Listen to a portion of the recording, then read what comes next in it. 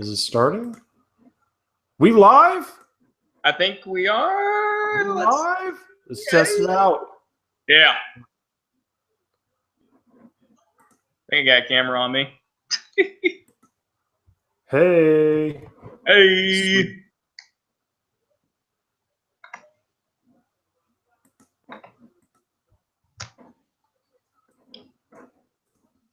So yeah.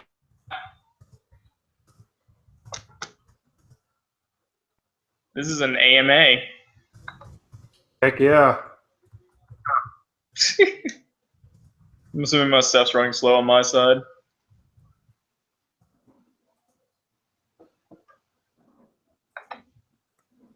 Man, I'm getting all the repeats from you. Hold on. Okay, that would do it.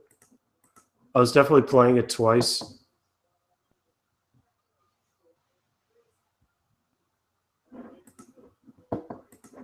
All right. Yep.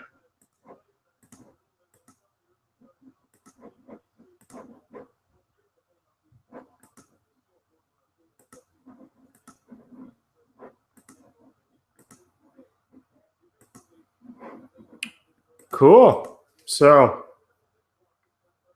let's Wish my internet wasn't so slow. that's what I bet it is.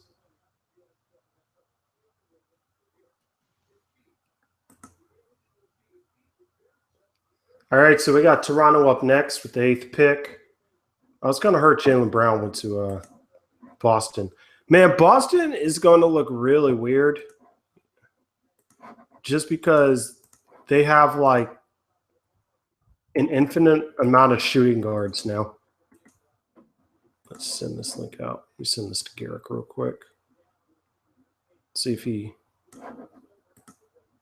Garrick, where you at? There we go. Send this out.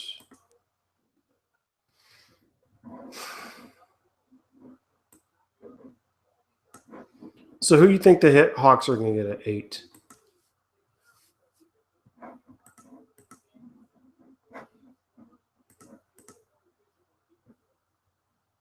I better not have lost my internet connection.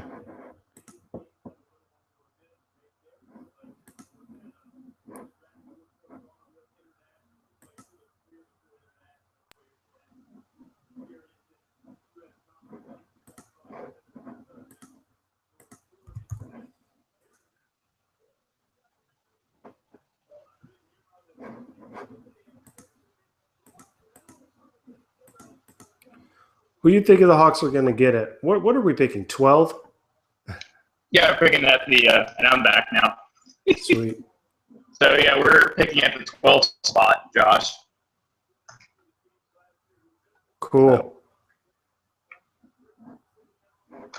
Yeah, so I think, what do you think of the picks? Have you been able to check out the picks that have gone on so far? I was mad the product from Marietta went 3rd. Let's see who the Kings get. Yeah.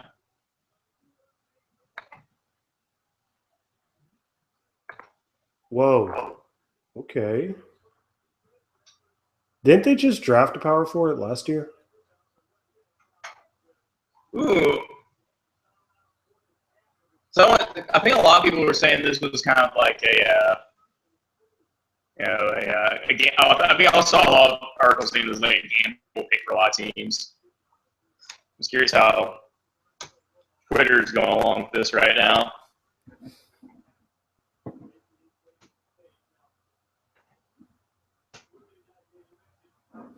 I love like how we're on Twitter and it's just straight up ruining everything. Watch the Hawks get rid of both of our picks. Yeah. Well, at this point, there's no reason to it at this point. I think a lot of people saw, potential for like Buddy Hield, trading up for him, but He going. But yeah, but he's already at this point he's already been picked, so I don't know. I guess some people thought the other reason I think a lot of people thought is, we could probably get like a veteran or something like that for those 2 picks, but you'd have to add in something else with that as well, I think, to make it worth it. Yeah. Although a lot of people didn't want to get rid of Splitter for his dump away his salary.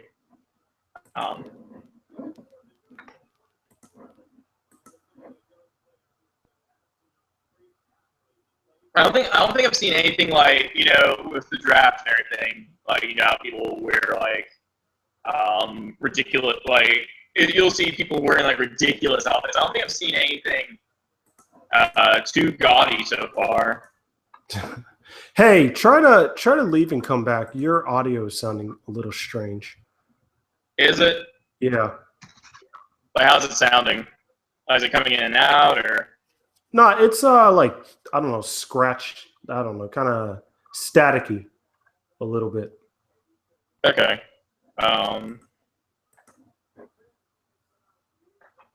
You want to try seeing if let me try lowering my audio real quick. That might be something. All right. So I'm gonna try lowering my audio real quick. See, that might be.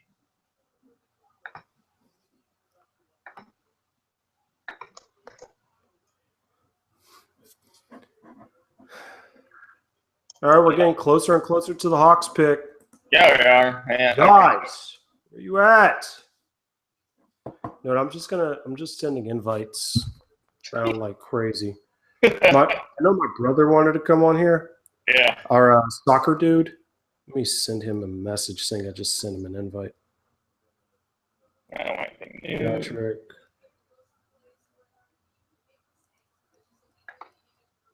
What I think is funny is that people, the whole thing is going on with the EU right now in terms of soccer, like how England's thinking about exiting out. Yeah. You have a lot of people right now I'm not sure how legitimate the question is, but they're like, "Oh, is England going to be able to advance in the round 16 if they pulled out of the EU?" Stuff like that. I'm not sure. I'm not sure how legitimate the thing is. If they'd be able to boot him out or something like that. But let's see. People are going to be upset when the Hawks take a point guard. I'll say that. Have you talked about who you think they were going to take 12th pick or anything? Not at all. I wasn't even expecting it. Yeah. Right, we got that retweet. Hawks Reddit. Heck yeah. Man, who am I trying to send this? Who was I trying to invite? My microphone. Try saying something real quick. 1, 2. It's still a little fuzzy. Edge audio devices. There we go. 1, 2. Okay. I don't know what it is. Your audio sounds a little strange. Yeah, I don't know if it's just because my stuff's too loud or what it is. I guess because I'm not using my mic, I'm just using my internal mic. So that might be something. I don't want speech recognition. Just want to test out my audio. There we go, levels. That sound any better? A little bit. Okay. Keep going down with this. How's that sound? Try testing it again. Okay, so 1, 2. This is me kind of testing out. No, it still sounds a little. Yeah. Let me get back down with it. Because it jumped back up, so. Let's see. Looks like Toronto's about to make their pick in the next 5 seconds. Here we go. Is that any better? I don't know. It might be the microphone boost. That might help out. I'm not sure. It's a loud individual. Let's keep it right there. Come back to it if necessary. All right.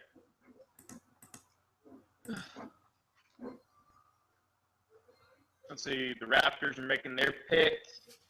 All right, Adam Silver, what you got for us? What you got? What you got? Show me big money. Jacob power forward from Utah. Interesting. Uh-huh. Is that Carl Anthony Towns in the background? Where am I looking at? I think I just saw him in Utah. Oh, man, this dude is booing. This man is booing the pick. I mean, they got Valachunas. They got, what else they got up front? I'm trying to think off the top of my head.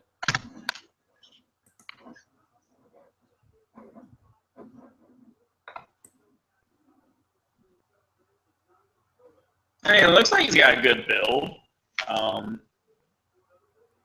He's incredibly tall. That's good. Yeah.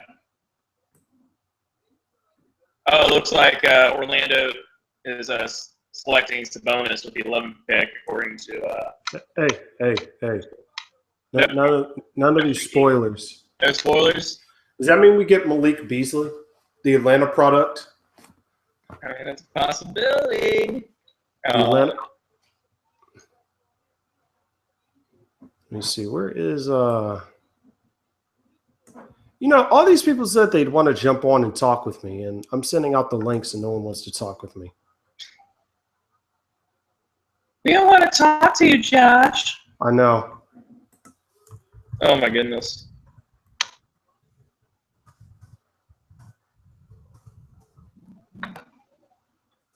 Please contact me on the phone.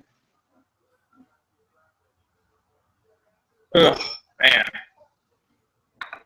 Let's see if anybody's sent you anything yet. No one's sent you any comments yet. I know. I feel hurt, guys. I'm hurt as well. Honestly, yeah, I'm hurt. Let's see.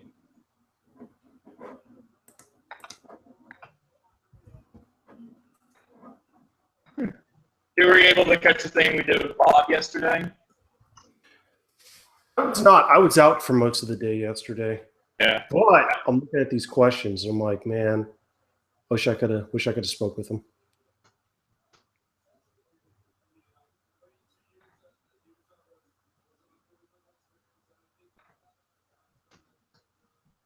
Hey, your voice is still the audio is still sounding a little odd.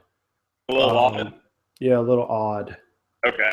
What if you try leaving and coming back? I don't know if that'll do anything. Yeah, I'll try. Let me try that real quick. See what happens.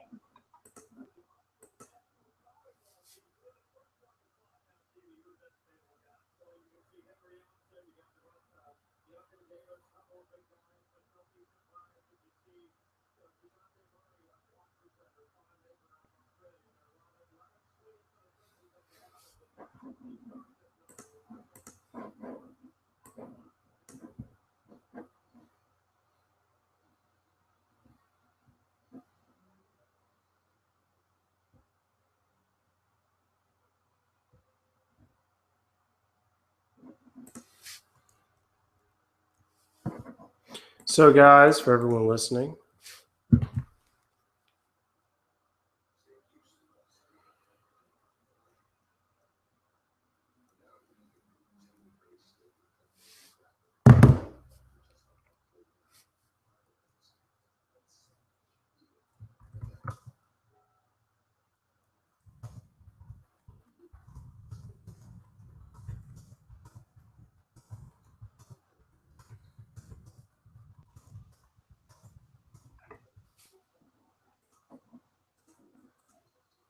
All right, so I'm back.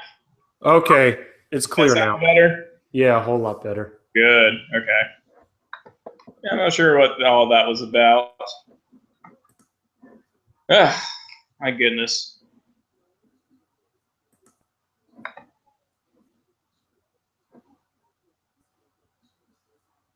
Have you seen the mac and Cheetos thing that Burger King is doing?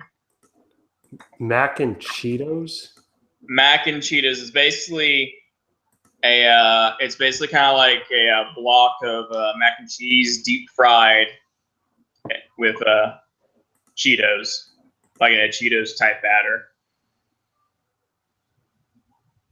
I'm not sure what to expect here. It's like I'm not-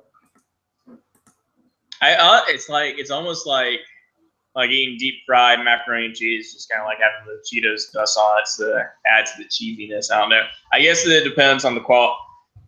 Like, it sounds interesting, but it just kind of depends on the quality of mac and cheese. So I love me some mac and cheese, and I don't know how to feel about Burger King mac and cheese because it's Burger King. But anything's possible, I guess.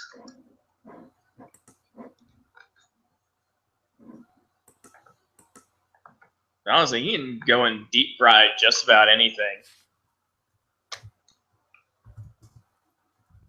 Deep fried Oreos. It's actually pretty good. So someone just tweeted me. Napster says Deontay Davis would be amazing here.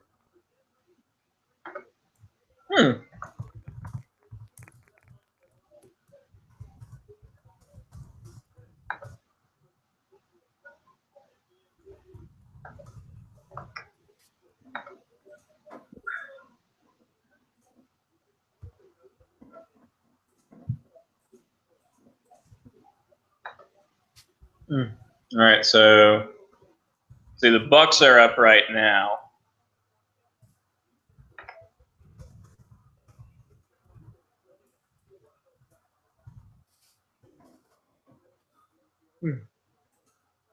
So how have all of your coworkers been since the Golden State Warriors lost? It was really only two people I was trying to get at. And the rest of them were kind of like, yep. Thing is, I think the Warriors are going to be really good next year just because they seem to be petty over anything. Yeah.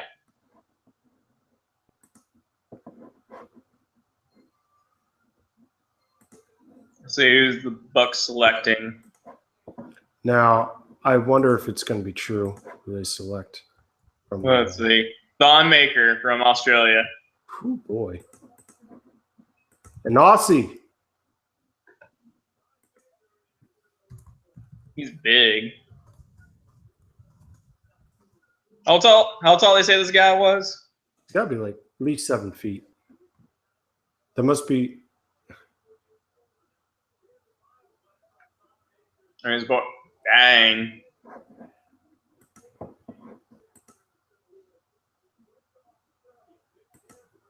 Okay, so that's weird they has Australia when he's lived in the United States and lived in Canada as well. It's kind of weird. I guess that's where he lived the longest. That's why he has it on there like that. Yeah. That's still quite a storyline for him, having the escaping Sudan during the Civil War and getting to live in Australia. He's gotten to play in both the United States and Canada as well. So yeah. All right, just sent JM an invite.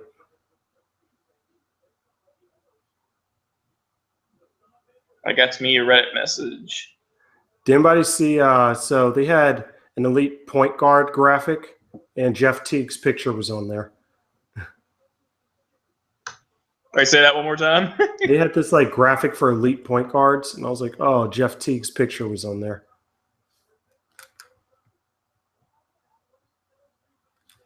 Okay, how old is Thon Maker? Because he looks like he's like I think they said he was like 19.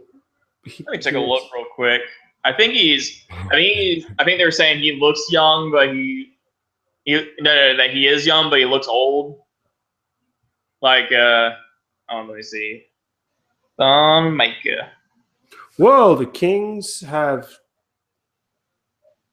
traded their draft pick.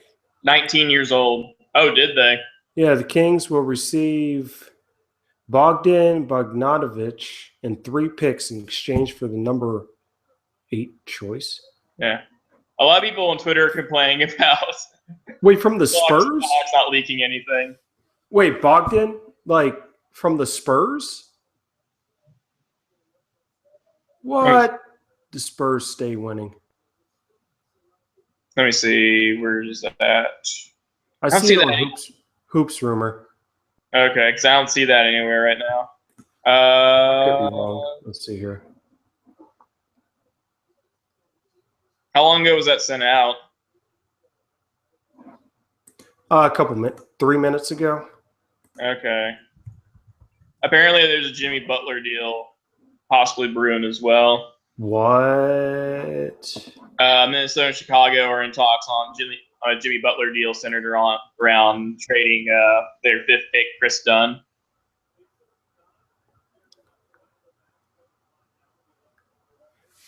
Just craziness. Yeah, I'm still not seeing that. Stop. Go back up.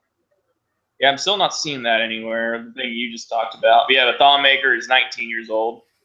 That's what they say. So he's going to be like that athlete from the guy from Benchwarmers who gives the umpire a piece of paper that says I'm 12 and crayon. Yeah. Oh my goodness. Let's see.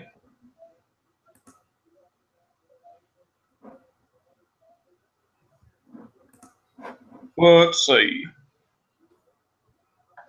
Yep, Hawks are still silent. That means they're going to trade it, aren't they? I don't know, man.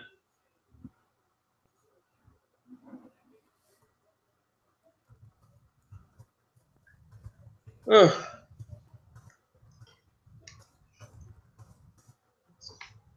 They're usually, especially with Bud, and they're usually pretty, shut tight on it, making their picks and stuff. One could say that, yes. Yeah, I mean, because you can look at other tweets like KL just tweeted out like someone, leaked that the Magic were drafting Sabonis 12 minutes ago, and here we are still haven't seen anything what the Hawks are doing. So. I actually kind of like the mystery. Yeah. So who do you think is going to get the tweet off first, Woj or Steven? No idea who joined us. Oh, Christian joined us. I'll put my money on CViv getting it out first. CViv? Nah, man. Actually, and Vivlamore, I don't know. There's sometimes I feel like Vivlamore is like really behind on some stuff. Like with the recent Teague thing, he was only reporting that was going to be a 2-team deal. But Woj had already tweeted out earlier that it was going to be a 3-team deal. And he was like, Yeah. Kind of felt like he was lagging behind a little bit. I don't know. I guess it depends. I was going to say, you guys jumped on right before the pick. Let's see here. We got JM and Christian on with us right now for the feed. Fellas, it's gonna be fun to see this pick. No leaks. I don't want to, guys. Let's not say anything. Let's just see the surprise that's going to come across on the TV. No, I'm not on. Okay. I'm not on Twitter or anything,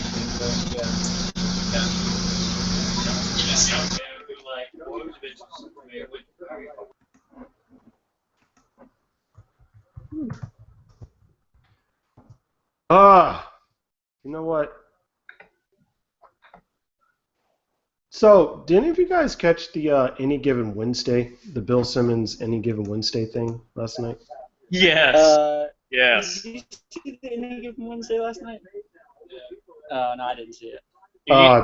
Okay, so James, you saw that Ben Affleck. Yes. I became a fan that instant. Oh my goodness, that was the greatest rant of all time. And the beautiful thing is, I agree completely with everything that he said within that rant.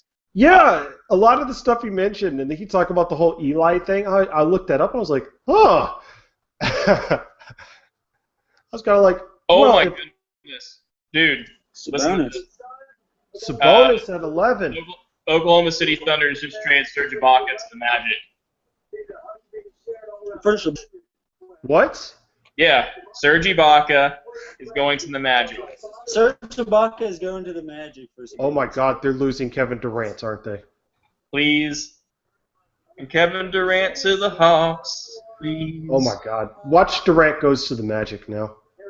Please no, don't say that, my friend. Anything but that. Are you certain Durant to the Anything but that. Ibaka to the? Ibaka is going to the Magic. Ibaka to? Oh my goodness! The Orlando Magic. I don't know how I feel about that. Who are we gonna get? So technically Who are we Utah, gonna get? but we get the pick, even though technically Utah is picking. Yeah, I think. Well, here's who I'd love for them to pick. I'd love for them to pick Timothy Luwawu out of France, but of course they probably won't get him.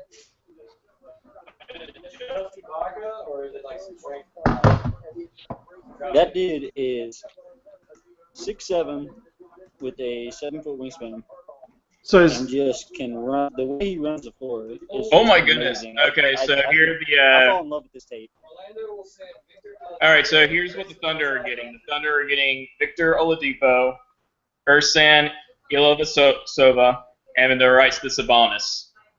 shut the front door. I kid you not. Dude, what the? That's what Wojball That's crazy. dropped. That is a lot.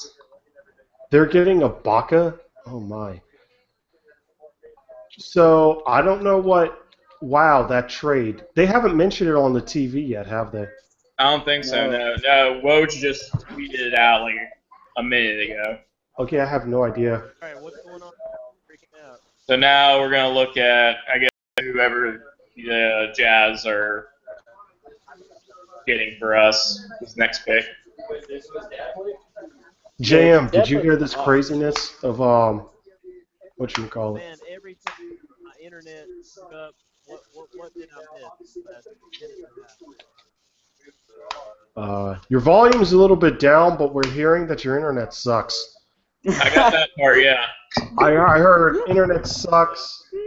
Hey, we're glad you could get on right before the pick.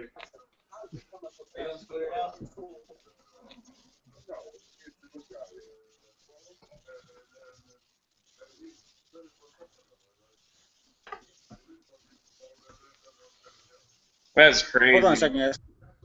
All right.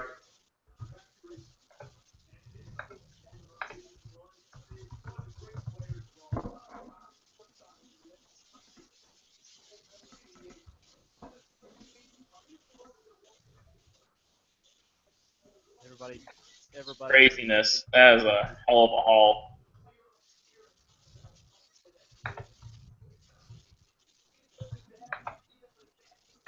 He just traded Ibaka. Does that mean Ibaka's going to the Oh, they just Here it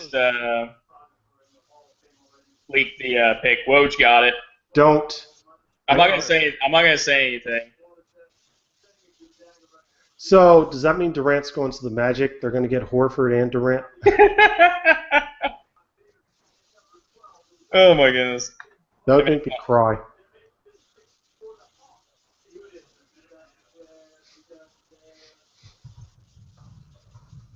I'll just say right now, a lot of people aren't liking this pick with the Hawks.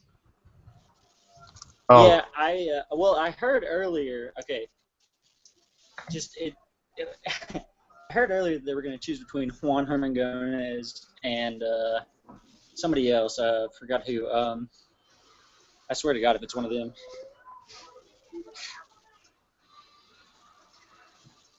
If it's an international player and it's not Furkan Korkmaz or Timothy Luwawu, I'm not gonna. Am I gonna hate it? Am I gonna hate it?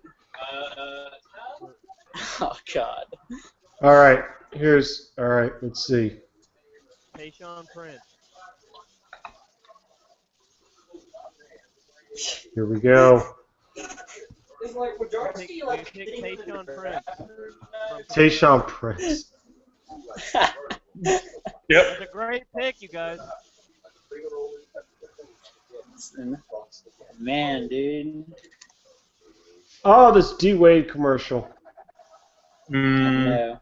All right, guys. Hey, I was actually looking through my through my my NBA cards I collected when I was younger. I forgot I have a Dwayne Wade rookie card and a triple rookie card of the first 3 picks in 2003 of LeBron James, Darko Milicic, and Carmelo Anthony. It's worth like $75 right now. I'm keeping on to that. There you And go. hopefully it's worth a lot of money later on. So I like to say that the Hawks are picking when there's a commercial. That is so. Are they really? It's like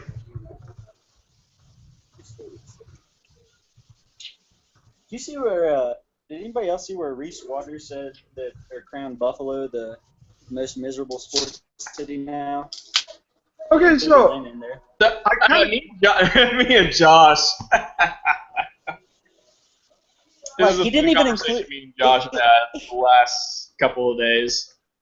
Dude, he didn't even include Atlanta anywhere in there in the most miserable sports city. And I'm like, dude, do you not know how much heartbreak we have every year? And I think that's the big thing. I think the big thing that with Atlanta, a lot of people, the big thing that why people say that Atlanta is one of the sadder sports cities is because of the fact we have a multitude of professional sports teams within the Atlanta area that don't have that or haven't won a championship all since right. 1995. Let's see what it is. Hold on. Who are they picking? Here we go.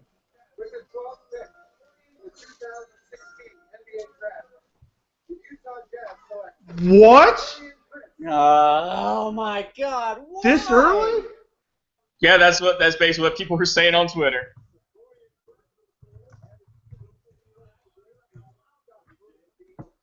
I don't hate it, but man, why this early? Why? I don't hate it either, but we Why? definitely could have got him at like what 21.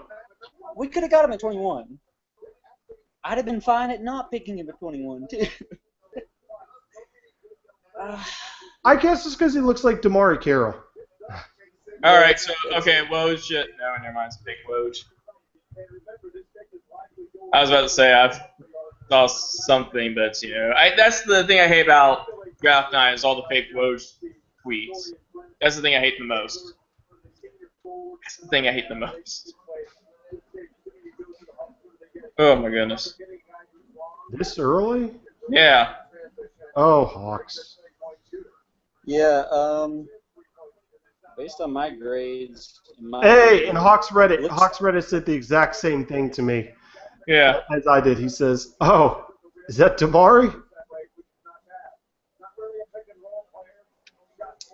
I don't understand.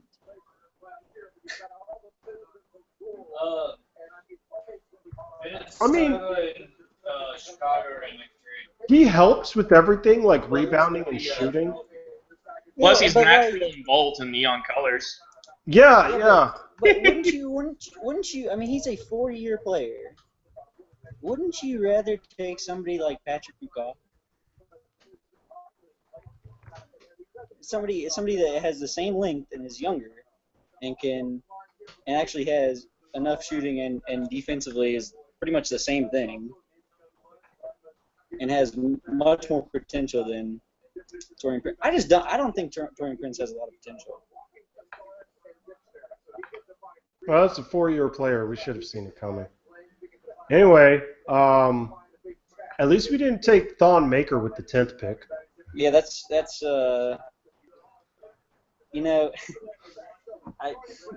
man, I just wish we would have chose somebody else.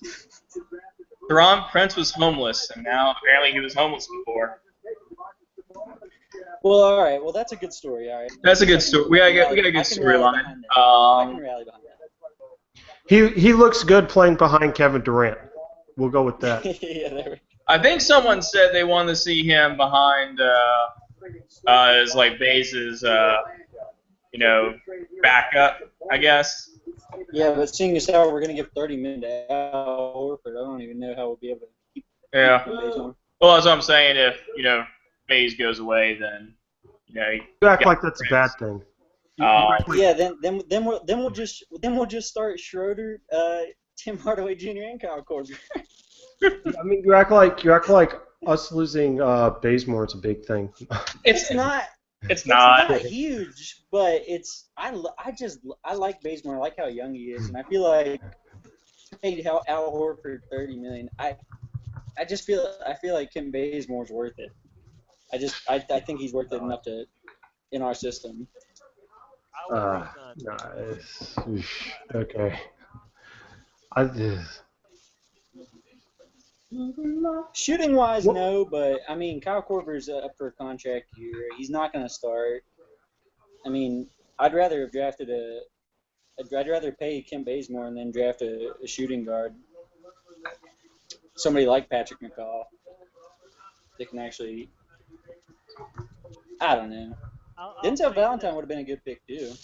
I actually would have liked to see the Hawks do that trade with the Sixers trade.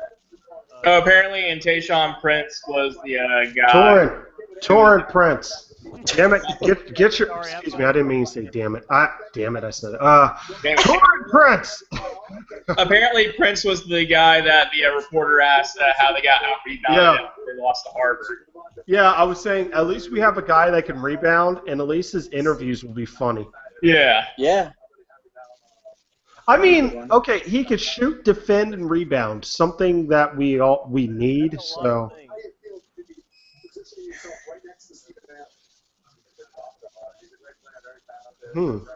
I mean, who would you if you had the pick? Who would you have wanted there, Josh? making the I'm a pick. straight loser, and I will say Malik Beasley just because he's an Atlanta product. I like Malik Beasley though. But I you're really also do. a wait. What college fan are you? I forgot. Miami. Oh, Miami. Okay, never mind. But that He's doesn't, I mean, similar. I'm a basketball fan, so I know how good Malik Beasley is, and I think that Malik Beasley is a better prospect than Torian Prince. Ugh. Hold on. That noise. Jam, your audio is killing us right now. Granted, hold on. I think we're here now. I'd like to see us. Malik Beasley would have been fine. I wanted to see us go after a shooting guard or a small forward with What if we take? two or three, a hybrid 2-3. Okay, hold on. Who just joined? Okay, Matt, you're on here. Is it raining? I know what it is. I hear some crickets. Hey. You probably hear me because I'm sitting outside on my deck. Hey, there we go. The audio's good now. Where's the reverb coming from? Probably me again. I'm here. It's always me, some technical issue. I'm hearing the crickets and the critters and the squirrels. Yeah, it's like oh, we got JM on, and then all the technical difficulties start. Hey, don't. Hey. That's reserved for James. James and myself when my internet goes out. Just watch. Hey guys, I'm wearing my hat that I bought at Game 4 when we got swept. I bought it at Phillips Arena. Hold on. I'd like to present to you with the shirt I'm wearing right now in honor the big number 0. Yes. Number 0, Teague time. guys. It is Teague.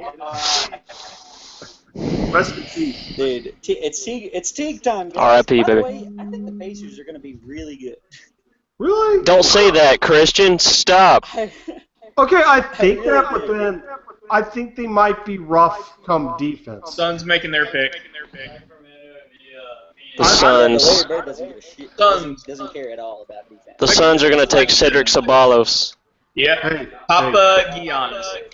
Wait, Giorgio's Papi Giannis? Papa. Papa Giorgio. Giorgio's Papa Papi Giannis. Georgigos.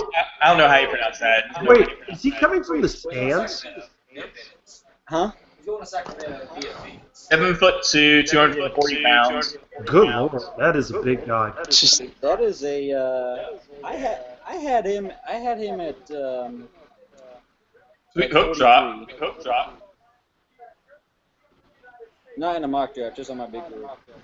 So what did you guys think when you heard the news of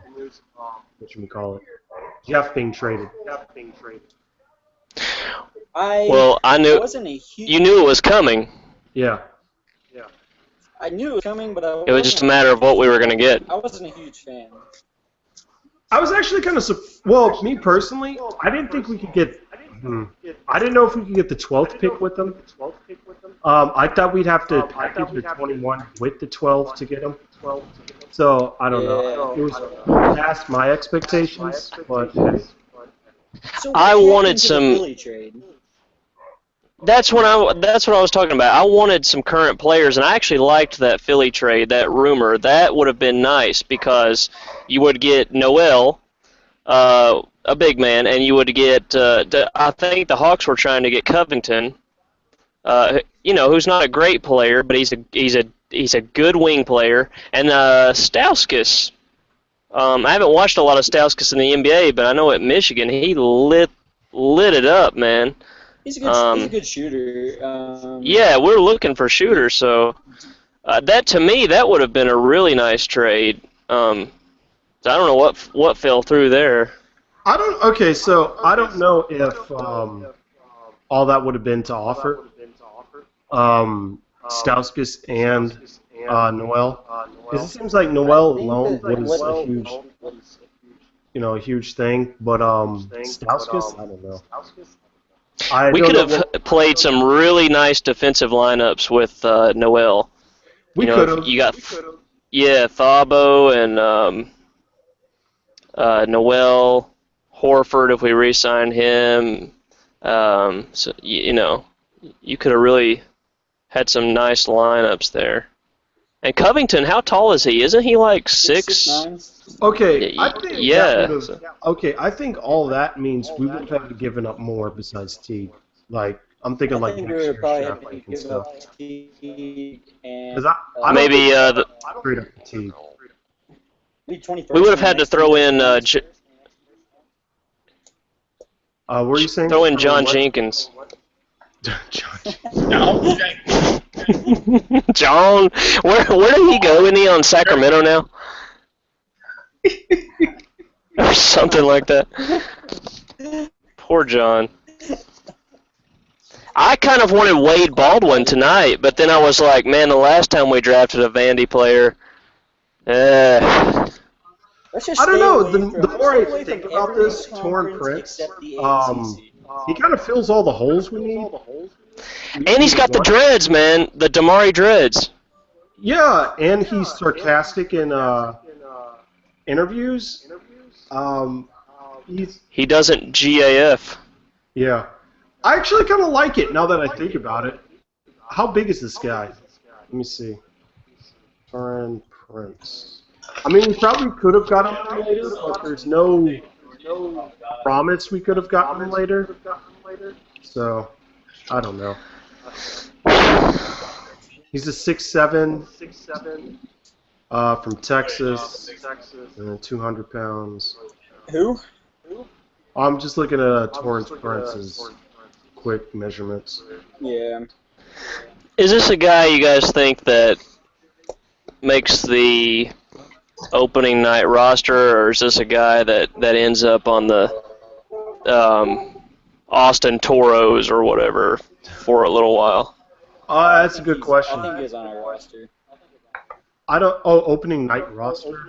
Well, he's going to be in the roster because you have to be on the roster to be in the D-League. But do you mean like... is he going to be a contributor this year? Considering his measurables, probably. If Bazemore doesn't return, probably. Damn. That sucks, man. Especially if we don't bring back. We could definitely, have a big presence. I don't want to say early on this.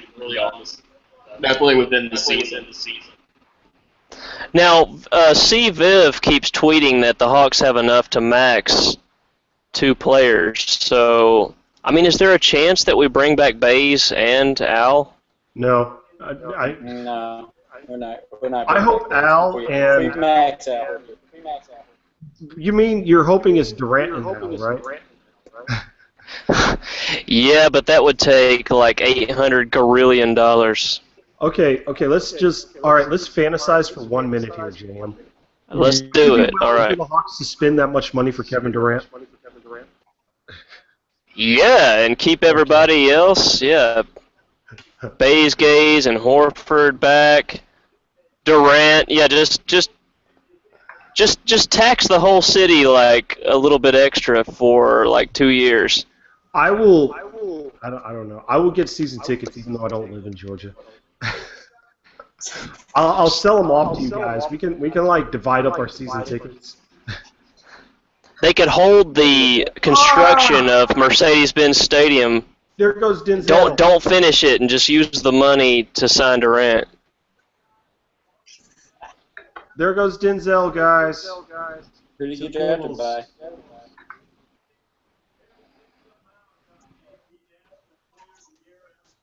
Now he had a bunch of medical flags on his knees, and I don't know exactly what they were saying, but I heard it wasn't good.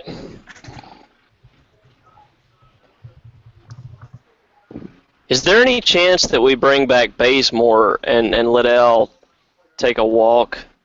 No. So we discussed this. I don't see it, but What would be the benefit of bringing back Bazemore and letting Al walk? We discussed this. I want to see. Al Korver's in a contract year, and he is 35 years old, and so if he comes back, if we do sign him next year, he's going to come back and be 36, and we're going to have to sign him to a small contract. And I'd rather have Kyle Korver coming off the bench and Kent Bazemore playing a 3. Normally is a 3 and D type of player, and for us to either draft or sign somebody that can actually shoot to. Besides Kyle Korver, a younger. I think that you could easier replicate Bazemore Yeah. than you could Al. Al is so important to what we do, that pick and roll, and then his ability to pop out and shoot that 3. Defense as well. He's a really good Defense, yeah. For a big. Yeah, you could almost find another Bazemore. Yeah, I mean we practically did it with Damari. We practically have twice now, so. And then we just drafted a rookie who actually kind of like fills that role, you could say. So real quick, my thought on that. I would say you would keep Horford in the sense that at least Al, in worst case scenario, can be used as an asset. Because, I don't know. Other teams, to me, would rather trade for Al Radford than trade for Kent Bazemore. As bad as that sounds. I almost forgot that we're about to pick again at 21. Yeah. I don't know how long I'm going to keep this stream on. Maybe through the first round. Anyway, what's with the Bulls thing for picking up guys with bad knees? It's something to do with the Great Lakes. I don't know. There's some bad luck up there.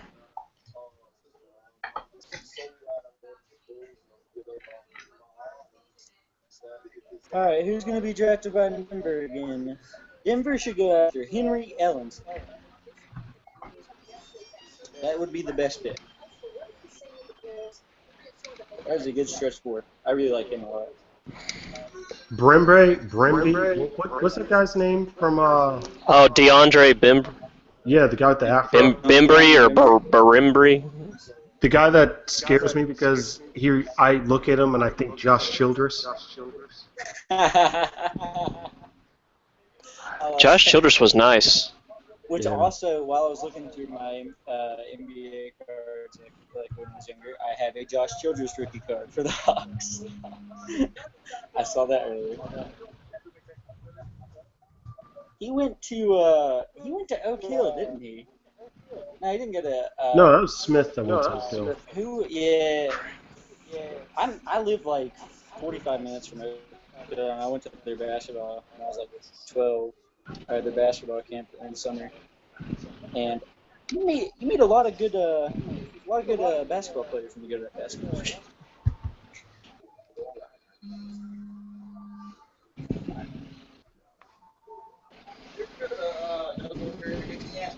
Mm-mm. Was that Virginia Tech? So, what do you guys think we do with the 21st pick? 20, James, you still on with us? Yeah, I'm still on that. Real quick, James, what do you think we do with the 21st? That's a good question. So I think that was where a lot of people saw Prince going to was that 21 spot, So I'm not sure what you do because I think that's what a lot of people were kind of talking about. It's like, well, it's not the greatest draft class in the world. I don't know. Would you be? Well, just say like what position. Well, I was gonna say, would you either post to a point guard or anything like that? How about Tyler Eulis? Has he gone yet? I don't think so. No, Tyler Eulis would be a good pick. I like his game, man. He's a fierce competitor. Is that the little guy? I like K Felder a lot.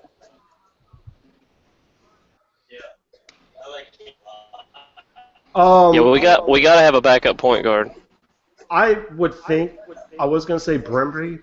I don't know his name, but now that I think about it, All right, let's Google this. Yeah, let's get down to this. Google pronunciation. It's Bembry. Brembry. Bimbry. It's that simple. Bimbry. Brembry. Not Barimbry. Just two syllables. Bimbry. Brembry. No, you're doing too much. Bembrey. Bembry. He's doing too much. Yeah, Bimbry. Bembry.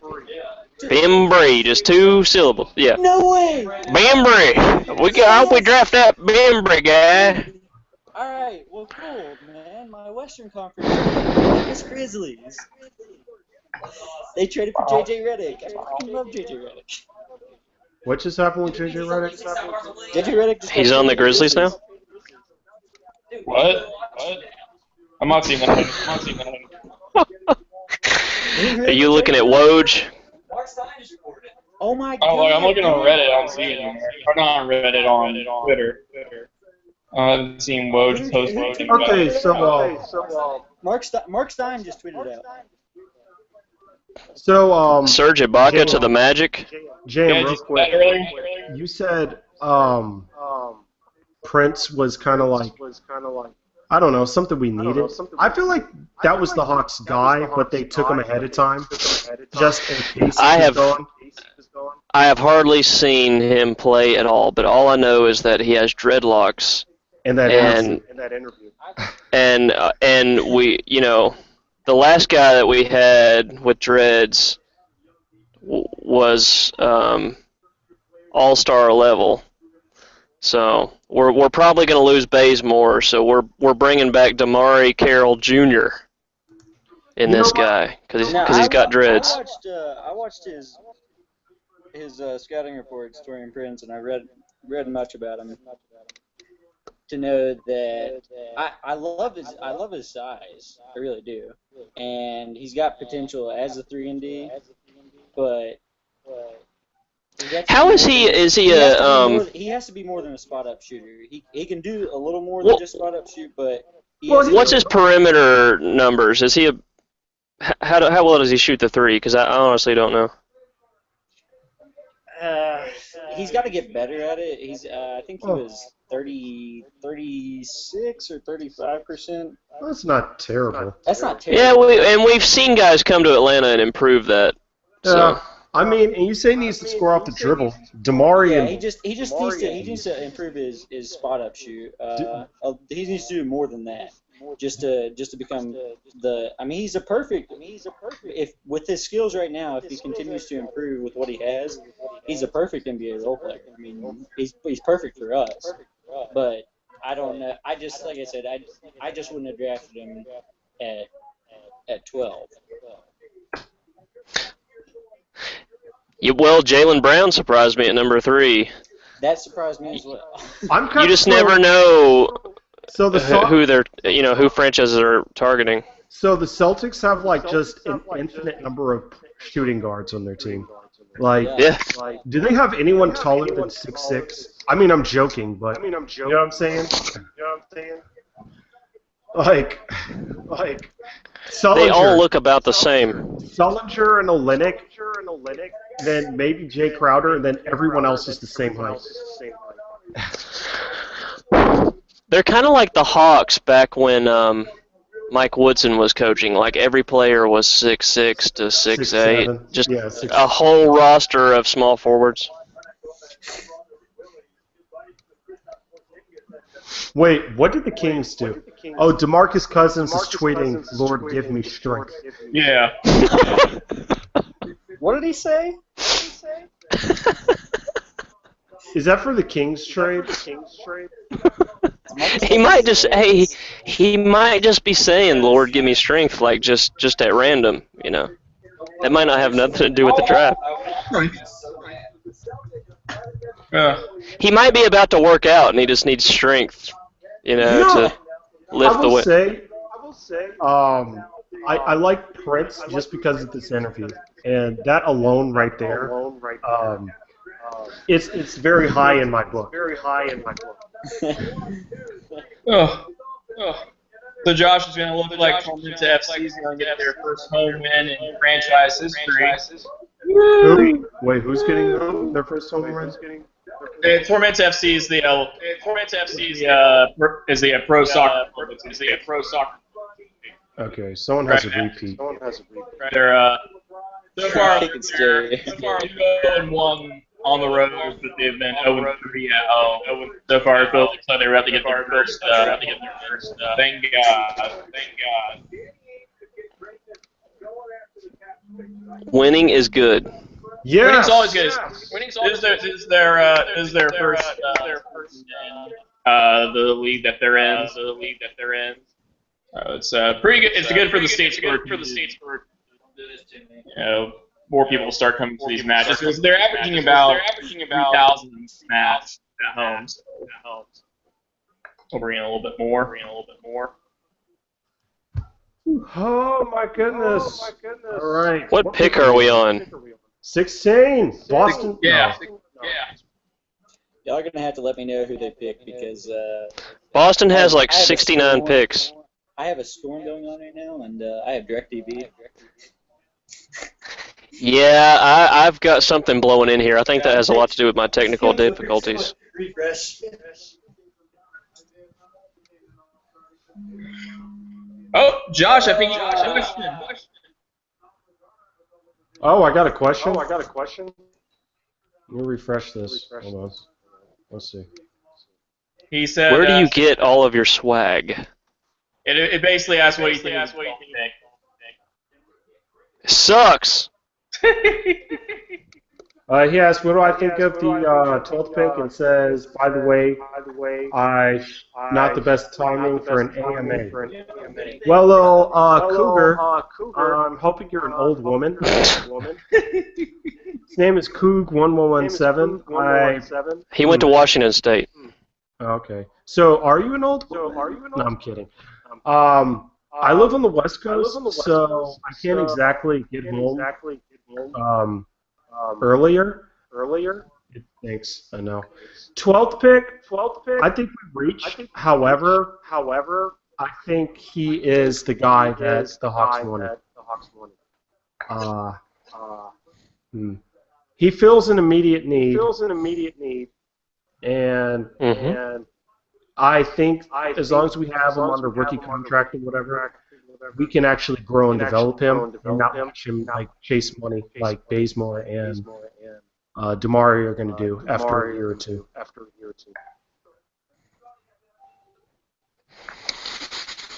I'm tired of losing small forwards.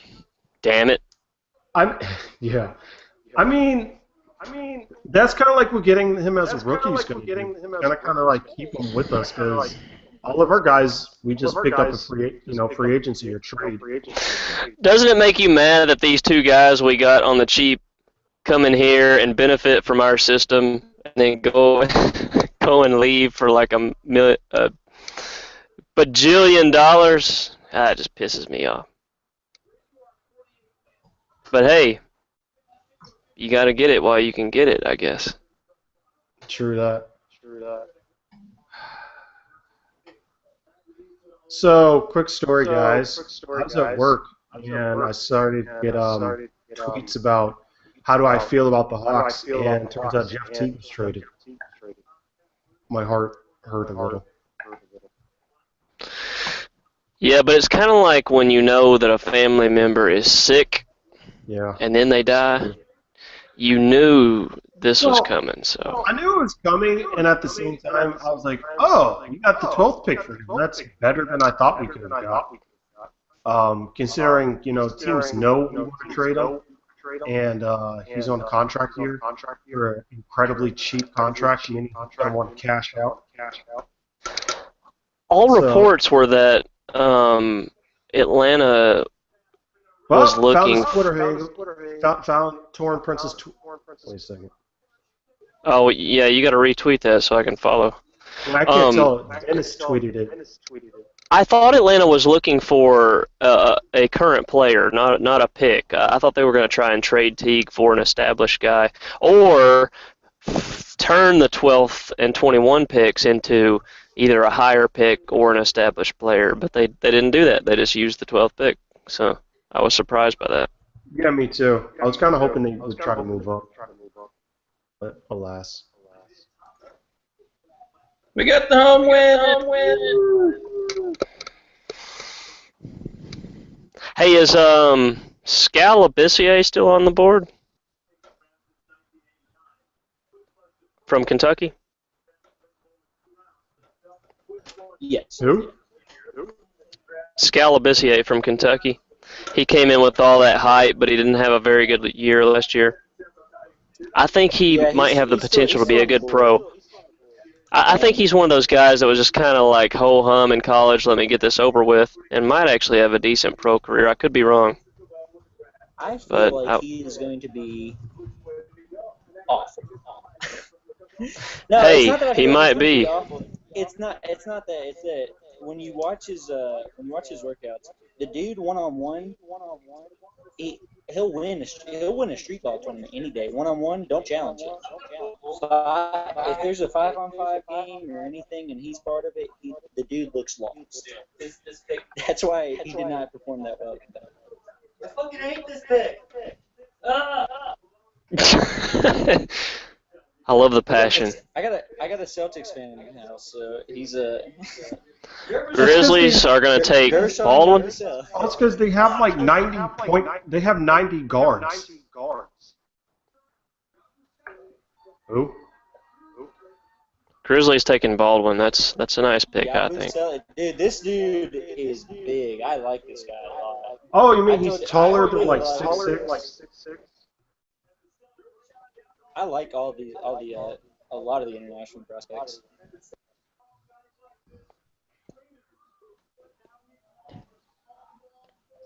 .240, 6'8". Good lord. That's big for a basketball player. 6'8". He's a power forward? So they're gonna have like all of the size with him and Seager.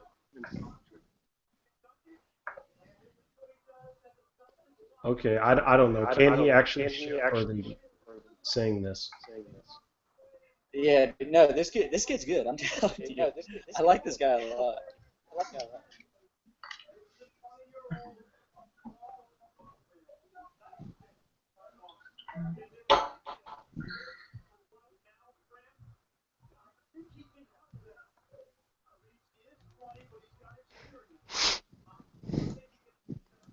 All right, so we already know the 17th pick is Baldwin.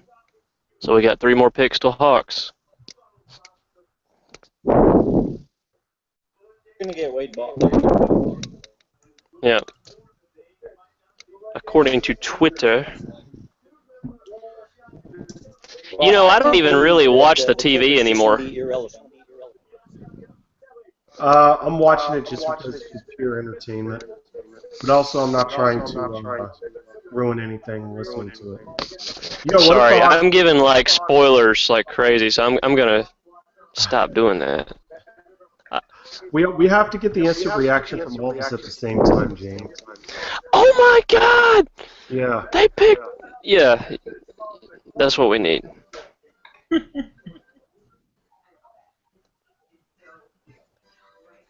They pick Julio Jones.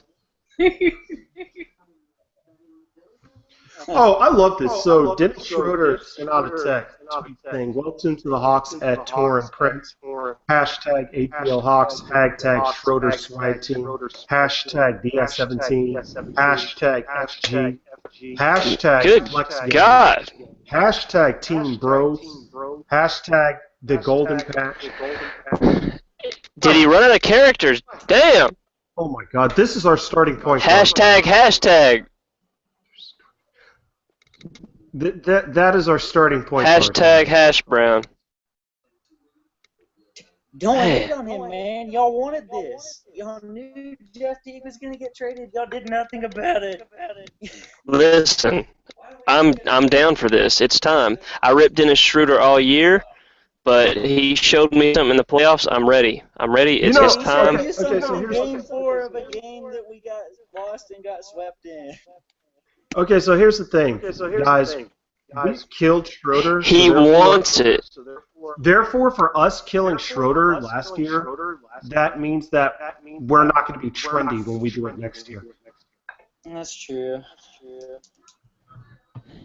You got to give him a chance. It's time. That's what he was drafted for. He was the one. He's going to be the one true king. He will take the ring. Yes. He would take the ring to Mordor. He was drafted to be the chosen one and groomed by the Utah Jazz coach.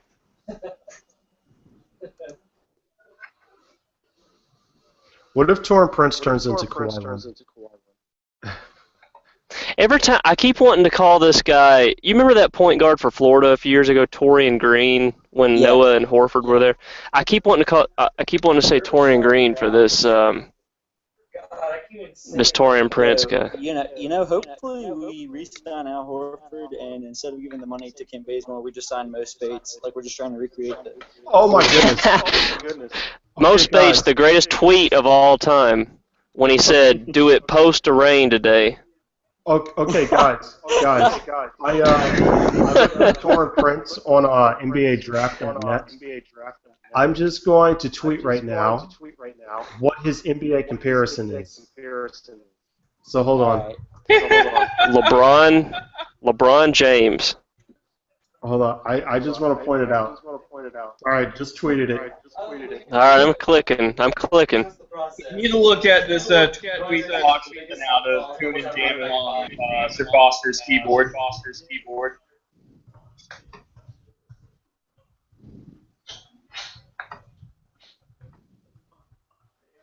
Come on, tablet. Oh It's my. pretty lit. Okay. Is it on fleek? Yeah, It is. Hot fire. It's perfect. It's perfect. I'm on my way there. I'm waiting on you. Is it Chris Humphries? If you can't open it, I'll just tell you. I just want to Hold on. No, I can't click on that link. All right, hit me. What is it? It's Damari Carroll. It's his NBA comparison. Bruh. This man. Bruh. If he didn't have dreadlocks, I wouldn't say that. All right. How's his athleticism? Is he actually? Dude, that was perfect. I was half expecting it to say DeMar Carroll. I was like, because of your reaction when you said, "Oh my God, look at his player comparison." Memphis knows. Memphis is like, okay, so Conley's probably gone. Man, I like Wade Baldwin a lot. That's what I hear. He's good. Yeah. He's got a chip on his shoulder. Kind of plays angry. So what if we get Deontay Davis at 21? Well, I need to know from. All right. I'm about to say he seems to be falling.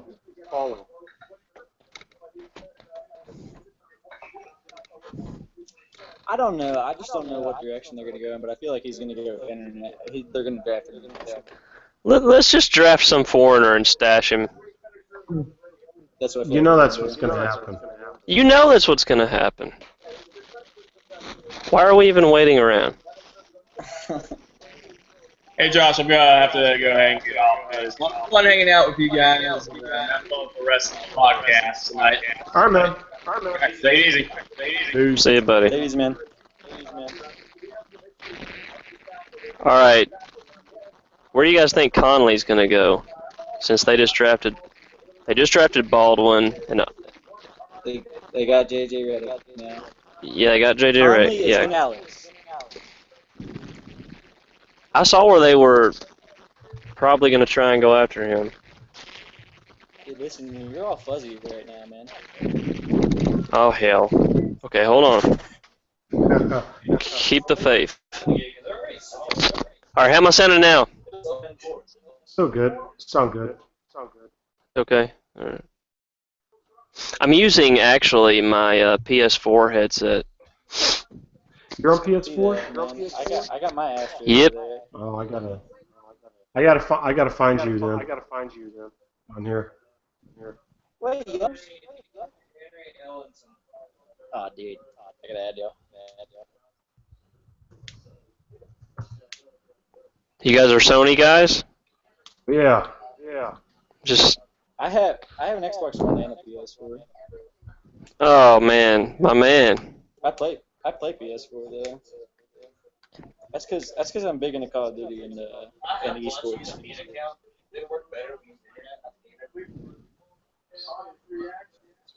I'd have to bring up my Xbox though, because I have Watch ESPN. I didn't download it on the PS.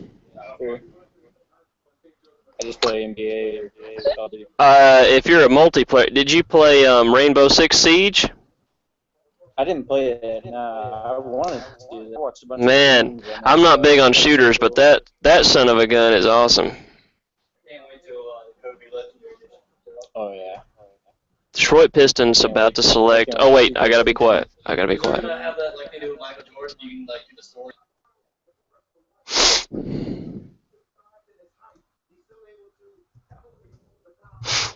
Deontay Davis. Just because he's from Michigan State and it's Detroit. Henry Ellenson? We should have gone to the draft party at Phillips. That would. Suppose it. They say Sir Foster's going off right now on the keyboard.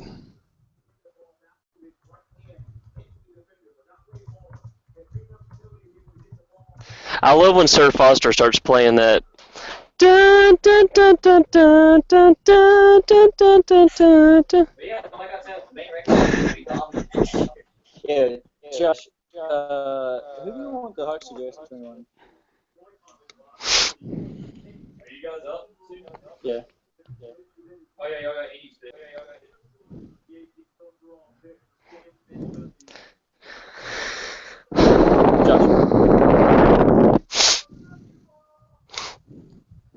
Man, I have tried for about 5 years to get Viv Lamore to reply back to me.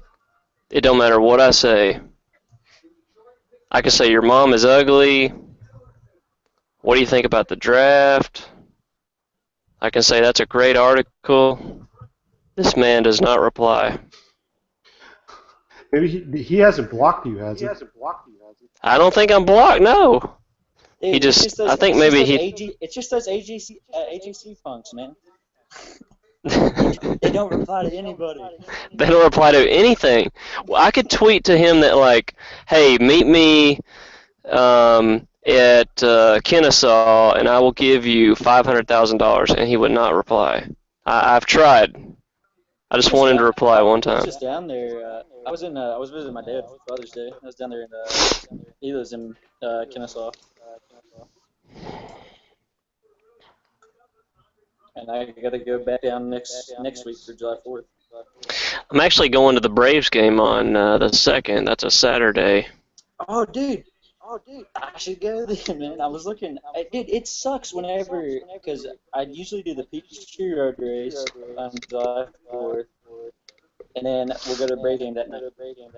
because they always have a home game because it's the Peachtree.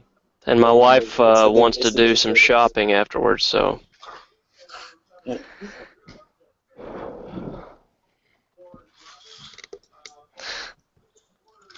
Yeah, they're playing the Marlins that day, so it's going to be a clash of the Titans.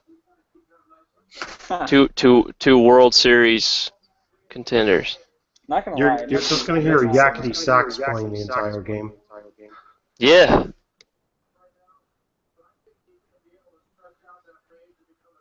Dude, by the way, Josh, how was Norfolk? It was fun. It was fun. Dude, I was actually gonna go up there this past week. Go out to Virginia Beach and visit one of my friends up there. But I decided not to. And I saw where you were up in Norfolk.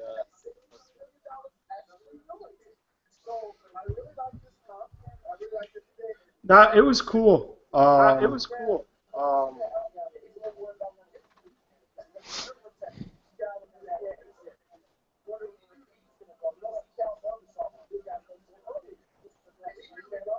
All right, Twitter has slowed down here on the draft info.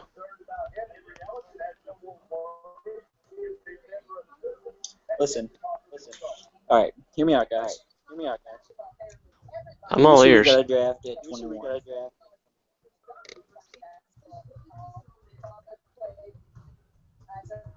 K. Felder. You're obsessed. We have to Dude, draft the he's just replacement to so- Pero Antich. He is so good, man. Him or Demetrius Jackson. I'm fine with either drafting Demetrius Jackson, too. The replacement for Pero. We still haven't replaced Pero. That would make up this entire shitty night.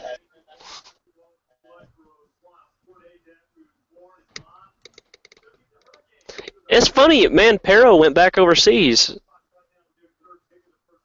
Yeah, dude, he was on. I just- Wait, was he was on CS Chico Moscow, wasn't he? Or who was he on? Oh, One of the teams that made the Well, Final Four I of the don't- EuroLeague. The Final Four of the EuroLeague. so he's from what, Macedonia? But I don't know what team. But yeah, he just went straight back overseas. I thought surely he could have made an NBA team somewhere. Surely he could have. Maybe he didn't want to though. That's the thing. Actually, I had all of our last year off season. I had all of our salary cap information written down and everything. Like all our cap. He's on Fenerbahce in Turkey. There you go. Yeah, I still follow him on Twitter, and every now and then he'll say something about their game. Yeah. Also, Malcolm Delaney plays for somebody over there. I think they won. I think the team he played for won the EuroLeague.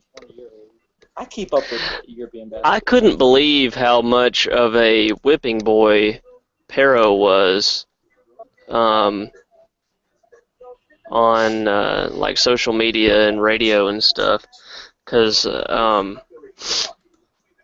don't know. And it may just be I may be in the very small minority, but I thought that guy was he came to battle. You know, he kind of had that Zaza Pachulia type of attitude, and he did not mind to take a big shot. He probably shouldn't have been out there shooting threes, but man, he had balls of steel. And every now and then he would hit a huge one. Hey man, careful. Whenever you say balls, like on the radio or over something, you might get suspended or fined or fired. Well, I just send the bill to Josh. Hold on. So Eva Dallas, listening to him on my Twitter, we're talking about Pero. He wants to say Pero wanted to return to Greece. I think that was our understanding. I think he just wanted to go back. He was also a Pero defender as well. I'm there with you guys. I mean, for what he was, he kind of did what I thought, he was. By the way, thanks Dallas. You go back.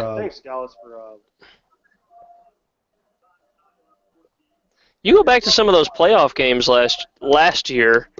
Pero hit some huge shots. His three-point percentage was not very good, but the ones that he did hit were just gigantic shots. Yeah. And he had that pump fake. It's almost The Piro Let's just pump. let's max out Pero, man. Let's give him a call and just. What's he up to? Get- He did a great job in court defending defending on the court, both courts. Okay, speaking of court, do you guys remember when Pero's boy Thabo last year they showed the bench and Thabo was sitting over there in a suit drinking coffee, watching the Yes. game on the bench, and it wasn't like Yes. a Starbucks or something like that. It was some cheap ass coffee that looked like he got it at the hotel room or something like that. And then this year Thabo was sitting out a game and he was on the bench eating nachos. Oh yeah. Dude, So Jason. Thabo does not care, man. So He'll just eat Jason. nachos on the bench.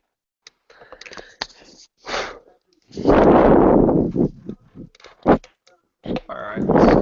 So Jason just sent out a tweet saying I would watch 2 hours, a 2-hour documentary of grass growing, just to understand how the Hawks keep secrets on draft night. How do they do that? Is that like a is that Coach Bud, do you think? Are the Probably Spurs like that? Agents, maybe. I don't know. Could be. Agents.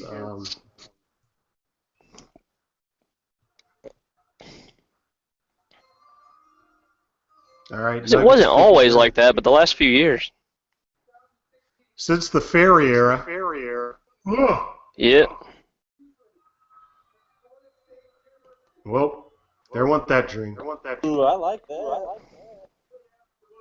So let me try to understand this. Nuggets have point guard, shooting guard, and Gary Harris. Yeah. They're building up that backcourt. Every pick for the Nuggets that I've seen, I've had. Well, depending on this one, it'll be probably like a B+ grade.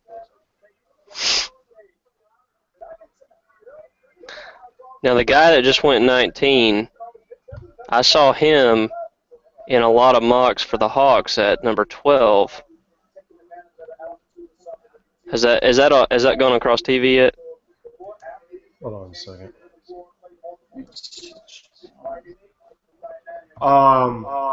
You say for who? 19? The Nuggets pick, yeah, that he was projected as to the Hawks at 12 in one of the mocks that I saw. Yeah. He just went at 19. I think the consensus was we were going to draft a shooting guard or small forward, regardless at 12 or 21. And there were some mocks throughout the month that would, if they changed, they would like project. I think I saw Denzel Valentine down there. But I did too, yeah. Yeah, just like a couple months ago, they kept trying to project a power forward or center, but I think the consensus for the last month and a half has been. But I've seen Malik Beasley, I've seen Denzel Valentine, I've seen Patrick McCaw, I've seen everybody. Now John Mitchell here on Twitter agrees with me that Scal might be the pick. He tweeted that to Soaring Down South, which I think is Christian's alternate troll account. Christian, are you playing outside? That's true. Save on. Okay, Scal is on the board because the Nets pick is in. Patrick, what's happening, man? What's up, guys? Are we on the board? Yosh! We're one pick Yeah, away. We're close. Nets pick is in. It's not on TV yet, I don't think. All right. So we're doing a spoiler-free type thing. Let's see how long we can keep it. It'll last. I'm not on my phone. What's happening, man? What do you think about Torrey Prince? I said earlier today that he's not a player that gets me excited, but I thought he made a lot of sense. I wish it was the 21 pick. But he's one of the few players that can shoot and rebound, and those are two things we need. So. All right. Makes sense. So it's no All right, Hawks. no Adrian Payne is what you're saying. Well, it's actually interesting. There's some comparisons there, but that doesn't really mean it's a bad thing that he didn't work out. But he does give us an alternative if we don't have those more. All right, here we go. Do you guys get nervous? Do you guys get nervous before the Hawks pick? I always do, no matter how late of a pick it is. Well, I do since I I get spend a the little- whole year covering the draft, only for the Hawks to usually give up all my work. So I he want was Scal because I've heard of him. I don't want anybody. I mean, that would be a shock. Is Jeff Teague I is don't Jeff want Teague that. that much better or worse than George Hill? I think Hill has more diversity. I mean, he can play both guard spots. So that's He's probably a better the defender. Yeah. But I mean, Teague's a better player. Dang, I didn't know that the Nets took LeVert. They did, yeah. That's my guy, man. Demetrius Jackson, Deontay Davis, Scalabissier. Jackson makes I a don't lot know. of sense now that we need a point guard. Hey guys, no spoilers for the thing coming up. I want to Don't jump worry. off and scream. Okay, so Don't worry. appreciate y'all. Appreciate you guys. So we're going off the TV, right? Yes. Yeah, man. And it's So it's Mr. frustrating. Dallas I'm just waiting for it. tweeted saying Coonan has pictures of him nude and will make them the computer wallpaper of Well. any employee who leaks them. Leaks. Let's see. I'm still playing catch up even on who all's gone. So It's hard to keep up with. well, shout out to my brother who texted me while at work to keep up with the draft. I'm writing it all down. And to my wife, the real MVP, who is letting me be on here right now on our 15th anniversary. Congrats. Congrats, man. Woohoo! I'm coming up on year 5. Coming up on used. No leaks on the Hawks. The Hawks are the only team that you don't get it ahead of time. Okay, so even if I'm asking for no leaks, they're not giving out any leaks. No. Yeah. No, the Hawks, yeah, it's all super secret. No, listen. I think it's going to be your boy DeAndre Bembry, Josh. We'll Yeah, see. but I mean, I would agree with that if it wasn't for the Torian Prince. Torian Prince pick. It's Good got to be a point. point guard. Gary, Right? hey, Yeah. let's just go- What about, wait a minute. Is what's his name? Ulyss? He's still on the board, isn't he? They took Yeah, but I Karis think LeVert? I don't think you can take Ulyss over Demetrius Jackson. Wait, No. Probably wait. not. LeVert is I mean, going I to think the Ulyss Nets, is right? better than Demetrius Jackson. This early? So is LeVert an Indiana pick or a Nets pick? Oh, I thought it was. I don't know. I thought he. If the Pacers just got LeVert and he stays healthy, they have Oh had right, an amazing because they year. traded. I like They that. just traded. What's his name to the Pacers? Power forward. So that was the Pacers pick. Yeah. Yeah, that they but gave traded up to the and the Nets. Nets took him. Okay. Thaddeus Yeah. Young. They traded But Thaddeus LeVert Young. is immediately the second best player on the Nets, Probably. if healthy. Isn't he supposed to be like a second rounder though? Yeah, but well, that's he what has we'll talk a- of his if injury. if he was healthy, man, he's a lottery pick. Yeah, he's a No top doubt 10 about pick. it. Oh, Damn it, okay. I'm refreshing. Has Come on. Has Furkan Korkmaz been picked yet? No, dude. Timothy Luau hasn't been picked yet. I'm so. Well, I'm not a Loahu fan, but I think Korkmaz could definitely be our pick here. What? Dude, Bryce Johnson, that's a good pick. that'd be a good one. So who's the best point guard available? Jackson, Demetrius Jackson, not even close. I say Tyler Ulyss is better than Jackson. I would do Ulyss, Jackson. Ulyss has injury concerns. Just, Well, he battles, though. Yeah. Oh, I love him. I like the mean, I love intangibles. him. I mean, he's the fourth best point guard in the draft, but Jackson's clearly the third. Ooh. I mean, point Yeah. guard wise, I would say for me, it went Jamal Murray, Chris Dunn, Eulis, Jackson Felder, Gary Payton. That'd probably be my top. Well, I consider If you yeah, got, that's, if I you could have agree had with anybody in the draft on the Hawks other than the top 2 picks, who would you have taken? Buddy Hield. I I'd don't probably said understand how this. he failed. Yeah, I agree. Him and then after that, I would probably said Jamal Murray would have fit in great with the Hawks. Yeah. Well, I don't think anybody. I don't understand why people are doubting Hield. Like, go back and look at the last 20 years and find me a shooter like Buddy Hield that projects to be at least an average Yeah, defender. but man, he started There's for not 4 one. years, and it took him till his 4th year to actually shoot well. Yeah, because he's from the Bahamas. But they did the Redick comparison. JJ Redick. I'd have loved to have Hield. Hield's a better shooter than Redick and Curry came out of college. I mean, he will be. But I don't agree. The only reason I don't agree with that, I like Hield a lot, I really do, and I think that he can be a good spot-up shooter in the NBA. But I just don't like the JJ Redick comparison because. But Hield shot better off the dribble than either one of those guys did. Everybody acts like Hield's a spot-up shooter, and he has one of the highest. Senior year. No, but he was a great shooter last year. No, dude, I'm telling you, look at through freshman through junior year. He struggled all through freshman through junior. No, he struggled freshman and sophomore. But junior and senior, he improved, but I'm just talking about consistency across the board. I like to see somebody that's that good of a shooter throughout. I mean, I'm not saying that he's not gonna be good in the NBA because he can definitely be good, but he's just got to work better on his ball handling. But the difference is, if you compare him to Klay Thompson and all these other shooters, he's better as a defender. It's not even close what he is right now compared to those guys coming out of college.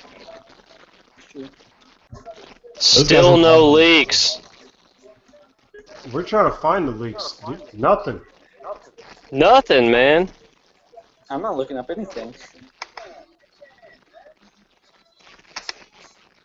I am refreshing like a madman. Is this like the second time the Hawks are going to pick and they have a commercial going on? They, Oh, yeah. they I go think through the so. whole commercial break with no leaks. What's the deal with that? I just really want to know.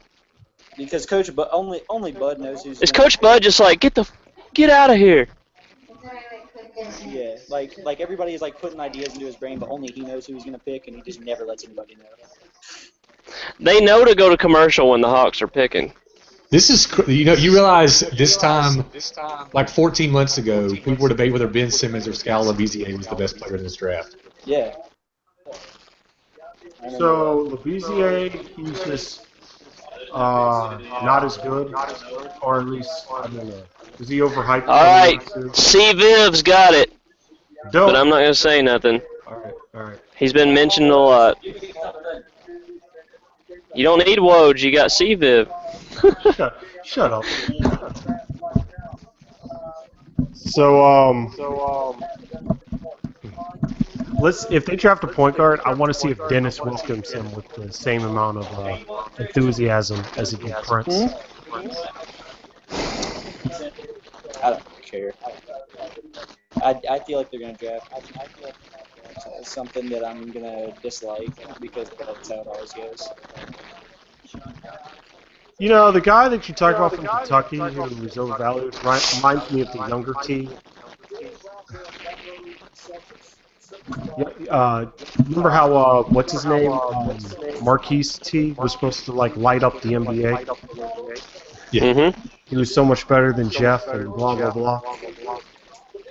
I didn't think he'd be better than Jeff, but that's one of the more surprising players that didn't make it for me. Jeff told him to stay an extra year in college. He says, "No, you're not ready for this." He's just one of those guys that I think if he had been in a different situation, he might have worked out better. And I will say this too, I really think we were going to pick Sabonis, and we got one spot away from it.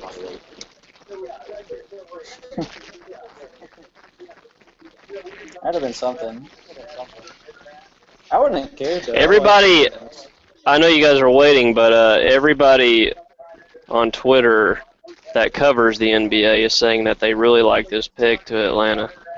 All right, hold on. Then it must be bad. Well, I'll tell you if it's right or I'm not. kidding. Man. Or must be trading it. All right, let's see who it is. Yes. I'm surprised because of the Prince pick, but I love Bembry. He was on my 5 players that I'd be excited about if we took him.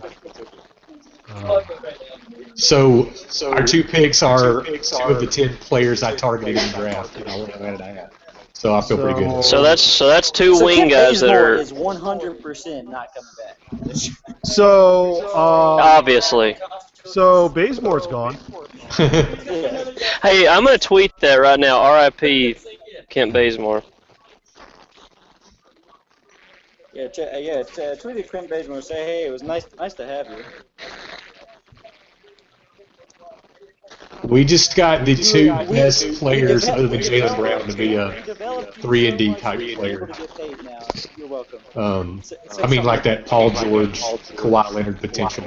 Not that they'll reach that, but Wait, you said these 2 guys are both sleepers. so we got the 2 best 3-and-D players outside of Jalen. Well, I'll say this. I don't like the Celtics taking Jaylen Brown because they need shooting. They have, But if- real quick, Patrick. I feel like they have a ton of guys in the same position as Jalen Brown. But go ahead. Say that again. I feel they have a ton of guys at the same position as Jalen Brown, just shooting guard. Yeah, well, Brown's really more of a small forward, but Brown's probably the best player in the draft that has the potential to cover LeBron James. So you can't really argue the pick from that standpoint. Prince and Bembry are kind of like the next guys on that list. So, I mean, I like the pick from that standpoint. So listen, guys, we have replaced the hair that we've been missing. We replaced Amari's dreads, and we've replaced Josh Childress's fro now with the 21st Oh, yeah, pick. Bembry has the best hair in the draft. That's really not a contest. So we went dreads at the 12 and fro with the 21. I I like mean, it. Josh, I'm pretty Now- excited, Josh. These are 2 of the guys we talked about on the last podcast. It is. You know what? So we as a podcast have been predicting a lot of stuff. Because you remember, Patrick, I was talking about how if the Hawks wanted to trade Teague, they should look at Utah for the 12th pick. Yeah. Yeah, we were talking about that like a month ago. So we are on to something. Well, I'm just glad after 3 years I finally got something right.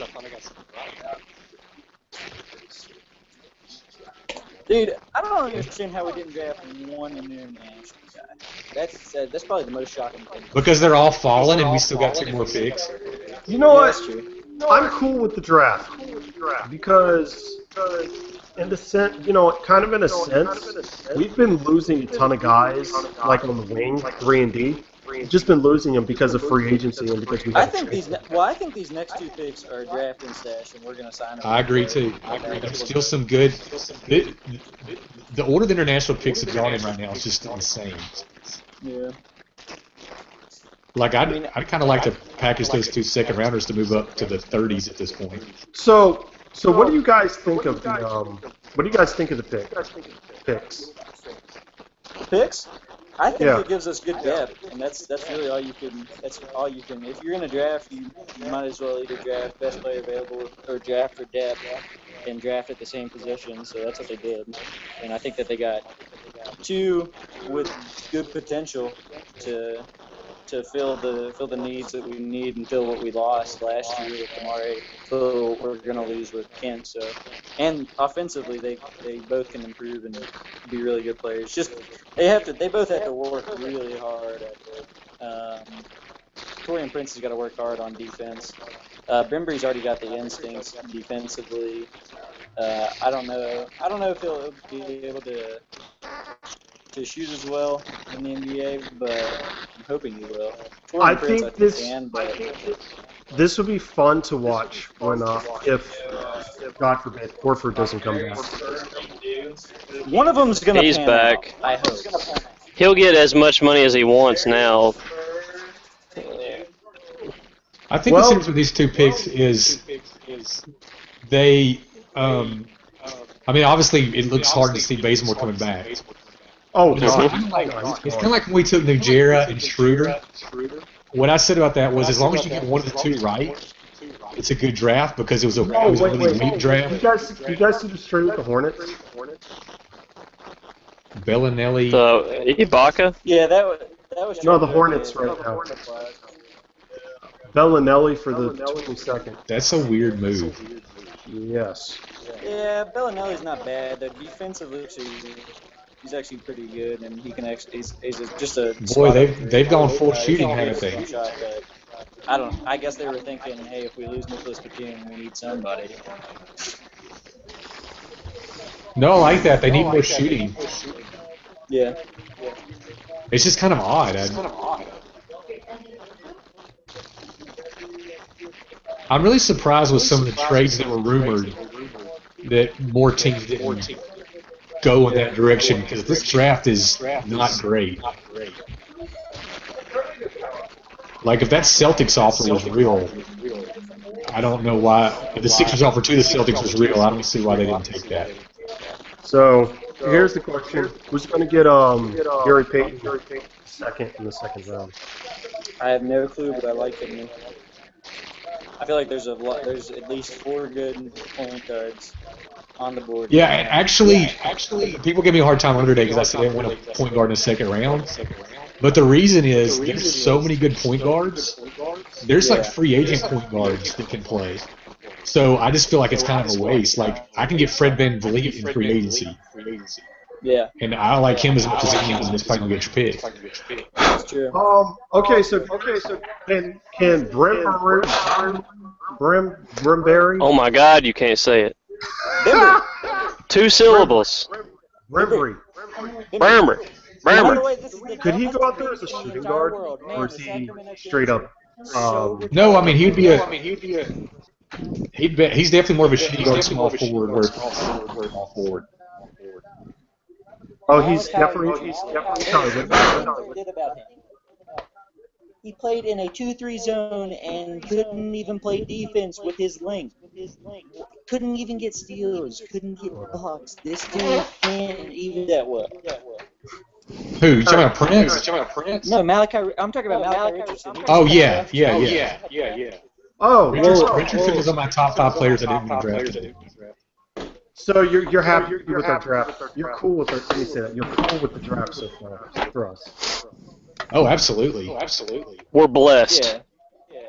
So that's something. This is something we didn't screw it up. Let's just say that. I mean, the only criticism I didn't give at all is that I just thought 12 was a little high for Prince, but I mean, I like him and he makes sense for us. You send my text out. So my dad. I like the draft so far. I'll send this too. If Horford These two guys we drafted are very versatile defensively, and that's kind of the thing people are talking about that teams are trying to do right now. I actually kind of like it. Jalen Rose just compared Malachi Richardson to J.R. Smith. I'm looking at it right now. Kind of like that's actually a reasonable comparison. It's reasonable, but am I drafting J.R. Smith at 22? Probably not. So did you guys ever hear the story about Jason Walker of how he destroyed what J.R. Smith? You guys ever hear that story? No. So back when they allowed, okay, so he's probably going to have to tell the story again. But back when they allowed drafting, or at least not drafting,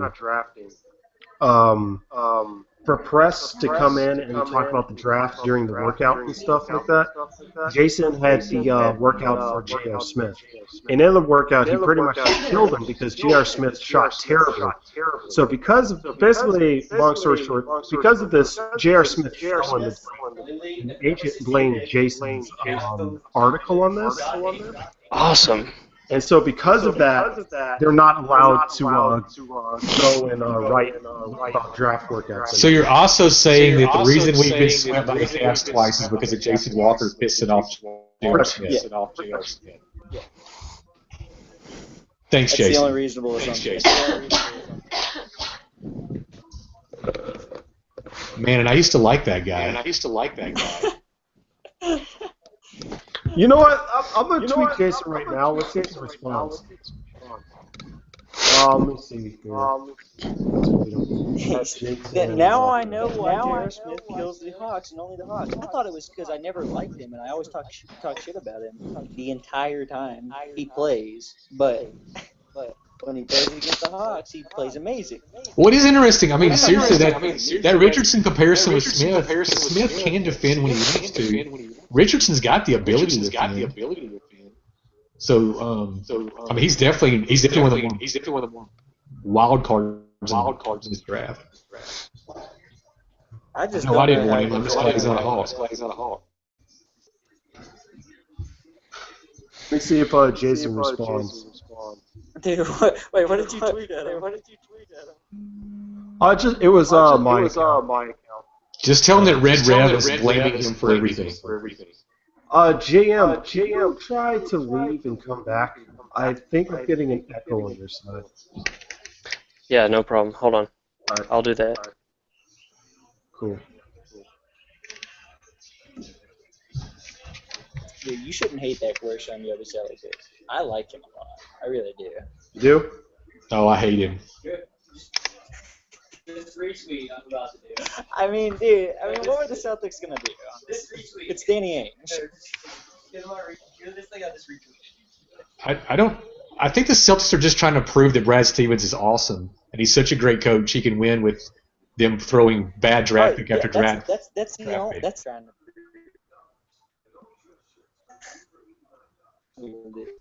I mean, if you look at their drafts the last 3 years, it's been pretty much a disaster, and yet they're still pretty good. Yeah. So if Horford doesn't come back, we should just trade everybody and keep Bambry. Yeah, him. And so what do we do at point guard now? I say we do something in free agency. Or signing Jeremy Lin. Which is kind of a laugh and then kind of a, oh wait, that actually fits. It actually does, yeah. I do like that a lot, but hopefully he doesn't command so much money. I mean, I think that with the 2 second-round picks, I think we trade one of them, or just take 2 international prospects, or 1 international prospects like drafting stashes, because you can never have too many drafting stashes. Yeah, okay, let me tell you my guy right now that I want. Right now, my number 1 target for the rest of the draft is probably a guy that's hardly ever been talked about, but Paul Zipser. Paul Zipser, who's a small forward from Germany. If we could draft and stash him, he's played international ball with Dennis. I really like him, and there was an interview with him last week, and I was really impressed with that too. Which interviews aren't everything, but he seemed like a guy that can make the transition culturally. I know what you mean. I watched those interviews with those international prospects, like Timothy Luwawu and Furkan Korkmaz and Vika Zubac and Ante Zizic. Once you watch those interviews, you kind of get a sense for what they want to do in the NBA, and that's what they want to do. They'll tell you everything that they're going to try in the NBA in those interviews. They'll tell you exactly who they think they play like, and that's exactly who they're going to try to play like when they get on teams. So you just kind of look for what they say in that, and I like to look for the international prospects to say, "Hey, I just want to go work. I just want to go play." And that's exactly what Zipser's like. He just loves basketball. Yeah, and he's like, I want to do whatever the team wants me to do. Whoever drafts me, I'll go do whatever they want me to do. I like him a lot. I'm now terrified every time the Celtics pick. Raid Zagar. They're about to take a shooting guard, aren't they? The Celtics are about to pick. Wait. Not too bad. Okay, that's a good pick. Who they gonna pick? Zizic. That's a good pick. I like Zizic a lot. Yeah, I thought he would already be gone. I'm not mad at that one. I was like, as long as it wasn't Luwawu. We would have got him, I would have went home. Now, here's the thing about Zuki out of China. If he is 20 years old, I feel like he is almost a lottery pick. If like a lot of the teams think, then he's probably like a second round type of guy. But I do like him out of. Yeah, I'm not sure about him. I like his side. I think I had him 32 on my board. I'm trying to remember where I had him. Right. The only reason I had him so high is because of what 35. they say how old he is. I had him at 11. Seriously, I like Zizek a lot. This makes up for their other horrible track. Dude, it's like one hellacious thunderstorm. Somebody says, Is it hailing? yo, y'all really? I'm sorry, I'm looking at my Twitter. You guys really want Bazemore back, don't you? Well, I like Bazemore, man. Not anymore. No, I don't need I mean, it anymore. doesn't mean he has to be gone. When we drafted Adrian Painter, I assumed Mike Scott was gone. Well, Mike Scott is probably gone, so we can shore up some salary now. You know, it took years, but I finally actually liked Mike Scott. It took some Oh, he had a years. great year. I actually really liked him this year. He's He easier to improved like in when he knows everything. what he's doing. Now, I mean, this year he figured out how to like stay with the person that he was supposed to be covering, and it was really refreshing. It's true. And he wasn't jacking up shots. He just wasn't throwing them up there. Oh, and he's actually become a pretty good passer. Mm-hmm. Yeah, I think. Listen, here's what's going on. We're probably going to really end up declining Mike Muscala's team option, too.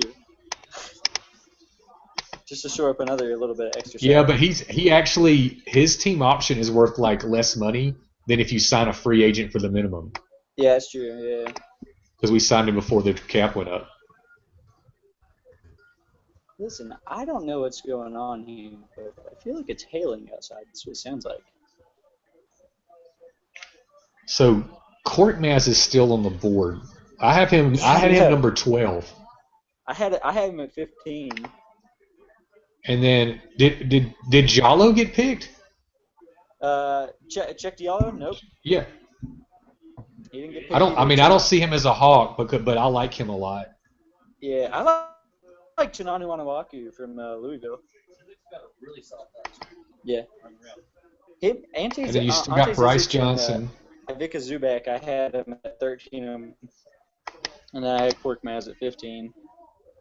All right, I'm going to start looking at some guys that might be available for our next pick that I like. One, Patrick McCaw from UNLV, who hardly anyone's ever watched play. Dude, I love his length, man. He's a great defensive player. Yeah. The problem is now he's probably out just because of who he already picked. Yeah, that's the only thing. Like I said, I don't think we're going to be making a pick that's for somebody that's going to be there next year. So Zipser and Korkmaz are two guys I really like. Yeah. Brogdon can definitely play some. Brogdon can play some point guard. Where'd you? You don't want him as Brogdon, your backup though. Where'd you have Brogdon on your board? 29. I had him a little bit lower. And I had him. He's one of my 10 targets just because I think he makes a lot of sense. Just because of his. Yes. Did they really? Okay. Here's my Luau. Luau is one of my guys I don't want. Let me tell you why. This drives me nuts. All his stuff talks about how great a defensive player he is, and in like 100 games he's blocked 7 shots. Who is it? Luau. He's played like 100 international games in which he's blocked 7 shots, and he's like. All his profile is he's a great elite defender. And I'm like, how are you a great elite defender? Like, I blocked 7 shots by accident. He's a good perimeter. He's a good perimeter. Yeah, but still. He plays international players, some of which have 7-inch verticals. Yeah, that's true. Yeah, but I mean, we're talking about the. Like, that's less. His block rate is lower than Doug McDermott's, who's the worst I've ever seen. Clippers got Bryce Johnson. Yeah, but we're also talking about a dude that who Clippers got Bryce Johnson. Yeah. Oh, that's a good trade. The Clippers got lucky. What a great pick. Yeah, that is a good pick. No, what I'm saying about Luau, when you look at him, I get that, but that his block rate isn't exactly what you want to see. But I like him at the 2, not more at the 3. Yeah, I agree with that. And it's not that I don't like him. It's just if you're talking about a guy being a great defensive player, he should at least like block a shot every other game. Yeah, I know what you mean.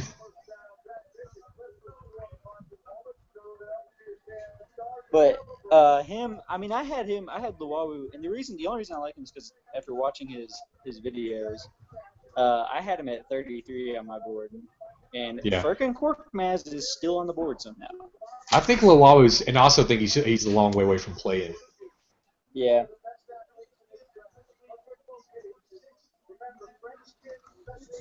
Well, there was a lot of talk that Court Maz was dropping in value the last week, so it's not that much of a surprise that he's fallen. So, well, Luwawu jumped up boards after a while, and then he fell back down. I feel like all these international prospects, like they fall in love with them, and then it's kind of like they get really high off of them, and then they're just like, Well, this is a credit to Draft Express too, because last year no one had heard of this guy. Draft Express wrote an article on him and put him in the top 30 for last year's draft, and then all of a sudden he showed up everywhere. Okay, real quick. I'm looking at this Timothy guy. That can't be his real uniform that they have him in. Yeah, it is. It's Megalex, man. What? Okay. Ivica Zubat. Who else played for them? They used to compete in the Space Jam League. Space Jam League. So I'm reading a suggestion. They lost in the semifinals to the Villains. Somebody. Wow. And somebody have says a team full of like 20-year-olds. Somebody says Brembry and Brembry to Philly for the 24 and 26. Would you trade him for that? No, we don't need picks. We need quality. True. Yeah. I'm not making trades. After you make you deal with the pick you have, and if nobody gives up value to get to your pick, then you're not trading back with whatever pick you make. Whatever pick you make is the best player available or what you're drafting for. So. Well, you guys are saying Brembry apparently.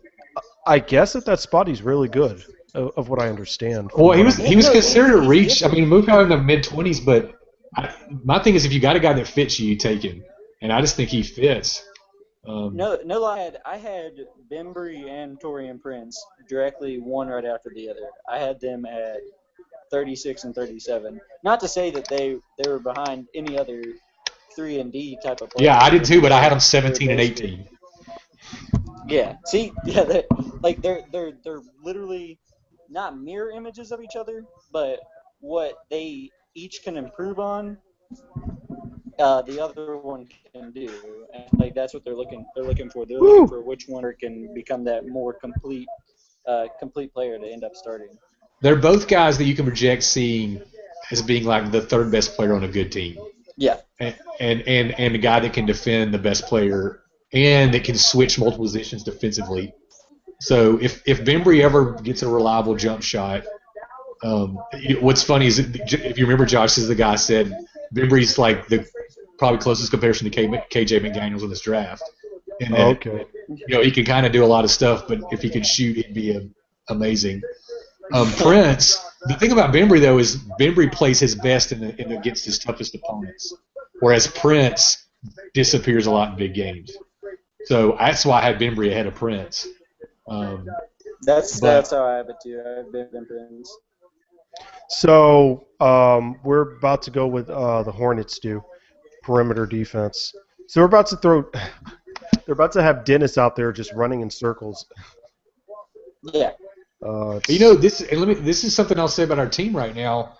I mean, if you imagine our starting lineup next year, and then with like Bembry and with T gone, we pretty much everybody on our team can switch defensively at multiple positions.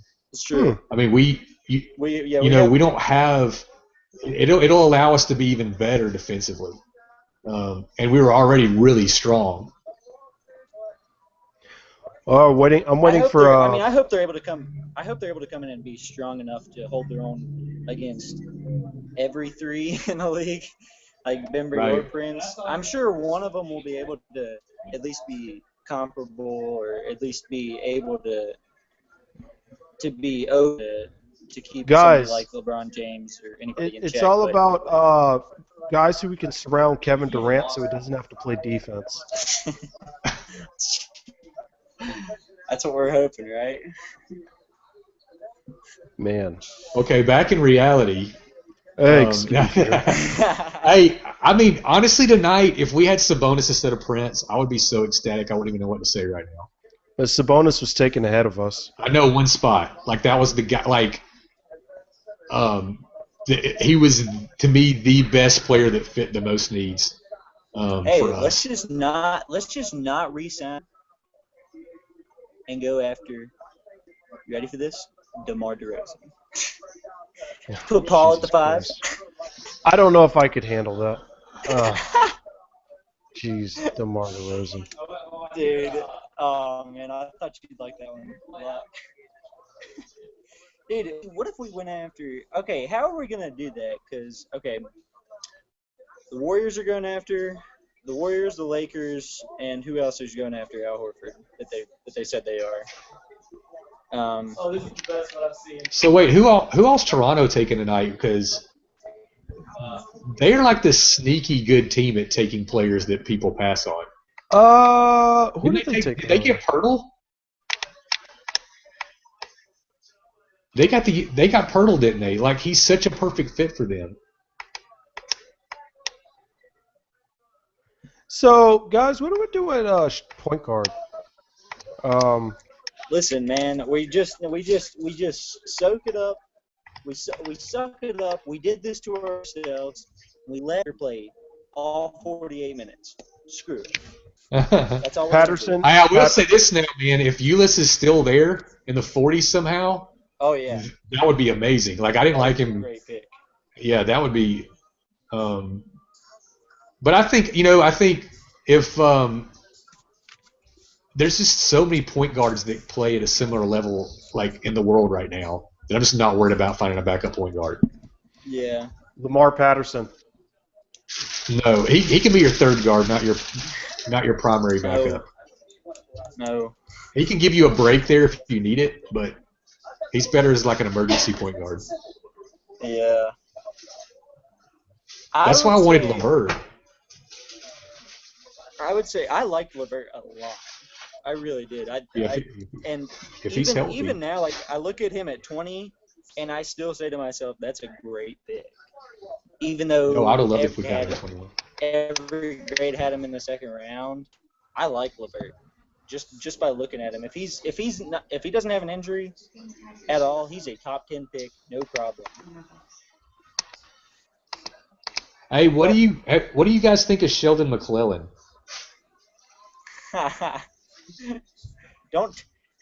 I'm staying away from that one. Okay. I'm a Miami fan, so I can't get all biased. Oh, here. he's one of my sleepers, so I have him 39.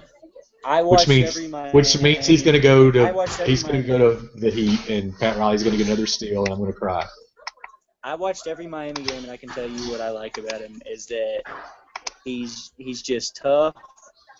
He will hit the big shot. His ability to in isolation drive to the basket and hit crazy shots. Now I went to the Virginia Tech game, Miami at Virginia Tech, and his ability. He hits these crazy shots at the rim and finishes at the rim that I just don't understand after watching. I don't understand how he does it. He just does it. Right. And that's he has incredible balance. His balance is incredible. That's what I like about him a lot, and it's just his ability to continue to stay tough throughout the game is what I like. His just overall competitiveness. Now I could go into as a prospect like each individual thing, but I don't like to touch it for people that I actually cheer for. That was kind of like the same way I from Shane Larkin, like even saying anything about Shane Larkin during the draft. Right. And when the Hawks draft, well, see, I loved Larkin as a college player, but I didn't like him as a pro. And McClellan's actually the opposite. I didn't really like him that much as a college player, but I was like, he's going to be even better at the next level. Just because in college, when you're not a great passer, you really hurt the team concept, especially a team like Miami that plays such good team basketball. Yeah, and Angel was great for us. That was a good thing. Tanya Jukuri is probably a really underrated big in the draft too. I feel like all three of them are NBA players in some respect, but out of all three of them, Sheldon McClellan's he's a role player. So some of you can stash on the bench. Oh, I love this. This guy's going to try to explain the Gosh, I love what the Thunder did. Oh, they could play. Whatchamacallit? Cantor and Adams. Adams is only. Dude, that's amazing, dude. Oladipo is so good. The Magic are insane. Do you realize who the 76ers just chose? No, I missed it. What happened? Furkan Korkmaz. So they got Luwawu and Korkmaz. Oh, please. Get the Knicks off the screen. Oh. The Sixers pick well. The problem is you have to have, like, someone older than 23 to teach people how to play basketball. I know, right? That's the only thing that kills me about them. That'll be good because he'll be really good for another team when they traded those two guys Yeah. in 2 years. For 6.01. So here's my question: with the 2 draft picks we got tonight, one of 2 players seems to have a questionable future. They could both have a questionable future. They could both hit it. Lamar Patterson and Tim Hardaway Jr. Well, it's definitely hard to see all those players fitting. That's what I'm saying. One of them might be kind of like, well.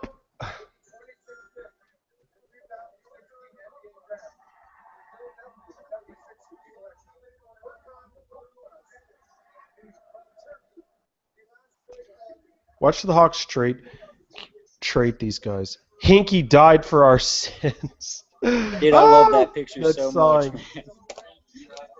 I know, I love that picture, man, because it's true. Sam Hinkie set them up so well. But the only thing is, with Sam Hinkie, he was just going to continue to trade shit and continue saying, "Hey, look at all the assets we got." So when do we pick in the second round? 44, I believe.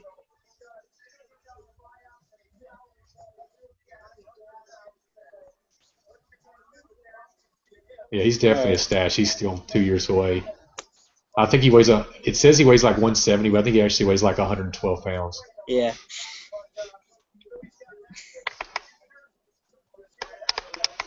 He's at 27. The Raptors are at 27. Yeah. So they got Poldel, and they should. If I had to take a guess, they're gonna draft at. I don't know, man. They might. They're going to end up taking Patrick. They're going to take Patrick McCall right here, and I'm just going to be like, I'm going to be like a closet Raptors fan. So guys,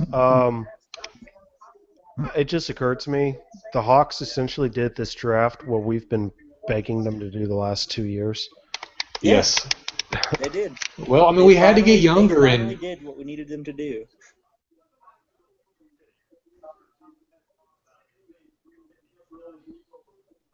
God, this is killing me, man. This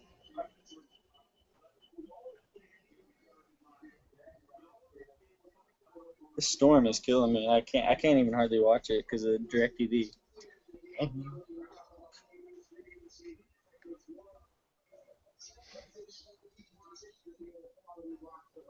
The only thing I don't like about What's is that? his article. He's very.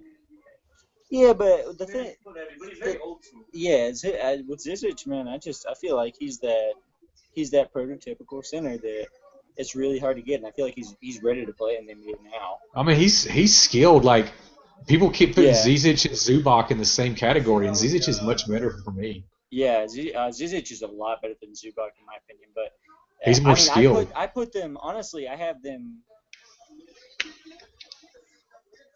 I put them one right after the other at 13 and 14, with Zubac right behind him in grade. But that's only because, I mean, they have different skill sets. That Yeah, they do. with Zizic, I think he's better at the center position, but I think Zubac can also play a little bit of power forward too. You know who we still have on the roster? Oh. Hold on. His contract is so he's gonna be in summer league this year. Dude, who do we have from the dude from Sweden last year that we chose? Marcus Ericsson. Marcus Ericsson. I remember that because I took a look at a video of Lud Hansson from Sweden, and I was like, man, this reminds me of that dude we drafted last year. And then I remembered that we drafted him, and I went to go try to find out any information I could about him. Apparently, he tore his ACL that last year. Yeah, And he played one game the year before we drafted him. yeah, and I haven't heard any information about. He just didn't play much.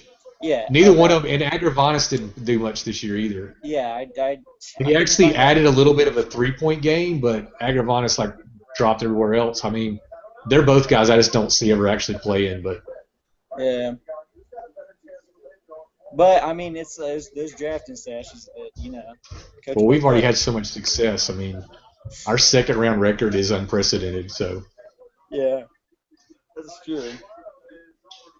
I actually did you on Draft Express? Did you read the article on having second round success?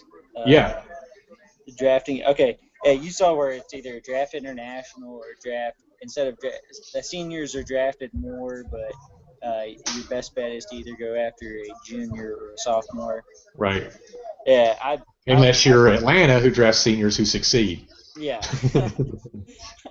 So I'm kind of torn at reading that article because I'm like, hey, I kind of want to follow this principle in this upcoming draft, but wait, I'm kind of torn because Atlanta Hawks drafts so well for seniors. Well, my thing was like, if your seniors are failing, how bad is the percentage if you count people not playing for the Hawks? Yeah, it's true. Like they should have been like, don't draft a senior unless you're the Hawks. So here's a question: that guy from Michigan State, has he been drafted yet? Deontay Davis? No. Huh. I'm starting to actually wonder if people are reading my draft board because I have Deontay Davis 34. I have him at 19, but like people are going pretty close to where I had him, and I'm like maybe. I mean, let's see. I mean, I had him right there with sandwiched in between. Let's see. Well, Zubac would be the first one before him, like big man, power forward, or center. So Davis, Sabonis, Onuaku, Johnson. They were kind of like all. I have Davis behind Zubac too. It's just they're much lower on mine. Yeah. Who? Toronto did? Yeah. Pascal Siakam? Yes. I love that. That dude is such a Toronto guy. Like they nail it every time. I know they do. Toronto International. I mean, Toronto knows who they are. Big shocker there. Didn't see that coming. But they draft well. I mean, I like him as like a steal in the second round. Well, Siakam is a sophomore, but he's 22 years old. But you know, he's one of those guys that's tenacious and tough, and that's what Toronto gets. It's the 27th. I mean, Toronto's like the new grit and grind team. They're like the Grizzlies. 54.886, 26. Dude, with Pirtle and Siakam, I mean, Toronto's depth is.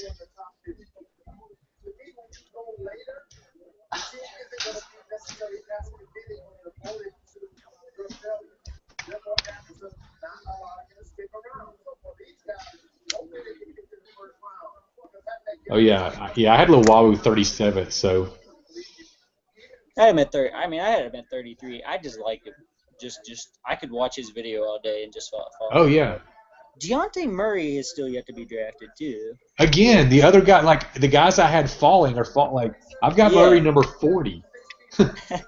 I do not like him at all. Dude, I didn't like it. I didn't like him either. But I mean, I didn't like Malachi Richardson. You see where he got drafted. I watched Washington play 4 times, and I can barely tell you who DeJounte Murray is. Yeah, I don't understand it at all. I don't understand how he was. Like when I watched Washington play, Andrew Andrews stood out above everybody, and he's not even like the top 60. Thank you. Somebody else agrees with me. Andrew Andrews is great. And again, another guy that's why I don't want to pull guard second round. I can get Andrew Andrews. I can get Fred VanVleet. What do you? Yeah, I have Fred VanVleet ranked pretty high too. Do you like? I only rated my top 50, so I don't have VanVleet and Andrews on there, but I have them better than guys like Cat Barber and. Yeah, I have Cat Barber at all the way down on 80 because I have a top 100. But I have VanVleet at 57, and where else? Which is higher than Barber. I don't know why Barber was getting so much love. And Andrew Andrews, I had him at 59, so I had VanVleet and Andrews right there with each other. What did you think about Tim Quarterman? I think you guys are a bunch of losers for thinking that the NBA draft was your highlight of the day. No, I'm kidding. It is, man. It is literally the highlight I'm of kidding. my year. Say something about that on your anniversary. Dude, listen. Well, look, my wife and I both had to work till 8:30 tonight, so that kind of jeez. killed any like plans. So we'll do that later on, and then she's got to work on schoolwork. So that's what I told you earlier today, Josh, I couldn't do it, and then when Yeah. she messaged, she's like, I gotta go do schoolwork tonight. I was like, oh wait, I might be in. Listen, I'm telling you, I absolutely love stuff like this. I love incoming rookies into the NBA, and I just love watching video of them. I love looking at their stats. I love finding new interesting things about incoming prospects that might be able to transition the NBA into what it's becoming or what it might become later on. I just love the thought of it. And love the thought of being able to find that next prospect. Well, you know me, Josh. I mean, I'm just a huge college basketball fan anyway, and I didn't really get started as a draft person until people were like, you kind of know stuff. Would you help us with this, figuring this stuff out? And I like my thing about the draft is people watch all these highlights and make opinions on them, and I feel like you really can only know a player by watching them play a game. Like you got to watch what they do in the course of a game, and so that's what drives me nuts about these DeJounte Murrays and these players. Where I'm like, yeah, they have an awesome highlight film, but I watched them play and I didn't know who they were. Yeah, no. The thing whenever I watch players like that is, I'll look at their scouting reports and I'll take into account what they're saying. Like, oh, he's got this length, he's got this athleticism, he does this, and this well. And then I'm like, well, did you ever watch a game? Right. I'm like, so like I'll buy into whatever hype they bring, but based on my opinion on how they play, I mean, you can really see their tendencies or it's more of the strengths that you consider or that they'll write down about a prospect are diminished in the NBA, and very rarely do they ever get to whatever level you think they're going to get to, and their weaknesses are amplified. And so what you're working towards is making those balanced again. And you'll real only quick, ever get those into balance unless you're an elite athlete. So we have a question. Evil Dallas, man coming back. Peyton 2 or Barber at 54? Do we pick 54? What was it? 44. Oh, I definitely, of all the point 44. guards left, I definitely like Peyton. Peyton, definitely Peyton. I mean, I wouldn't take a point guard, but if you take one, I'd take Peyton. Yeah. I guess I would. Here's the thing, man. Like we need a backup point guard that can play in the league right away. Yeah. To take a chance on somebody doing that from the draft is insane. Yeah. Free agency. Did they? Yeah. Sweet. All right, Scal Labissiere just got chose, but no, By who? I completely agree. Suns, I believe that's who's at 28. Dude, the Suns they're taking they've got some serious upside guys. I know. Didn't they get the Marquez Chris? Yeah, they got Marquise Chris. They just took two guys who have no floor and no ceiling. Okay, so we have 2 picks. What are the 2 picks we have in the second round, guys? 44 and 54. Okay, so who would you get with 54? 54. If it's me, I'm taking two drafting stashes because I don't want to have to sign 2 second rounders to a league minimum because we already have those 2. We already have the 2 first round.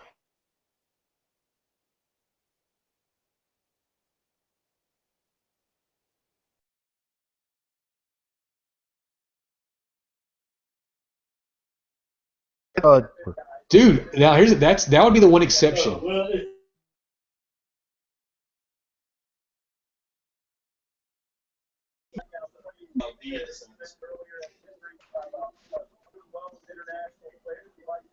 me see who's joining us right now.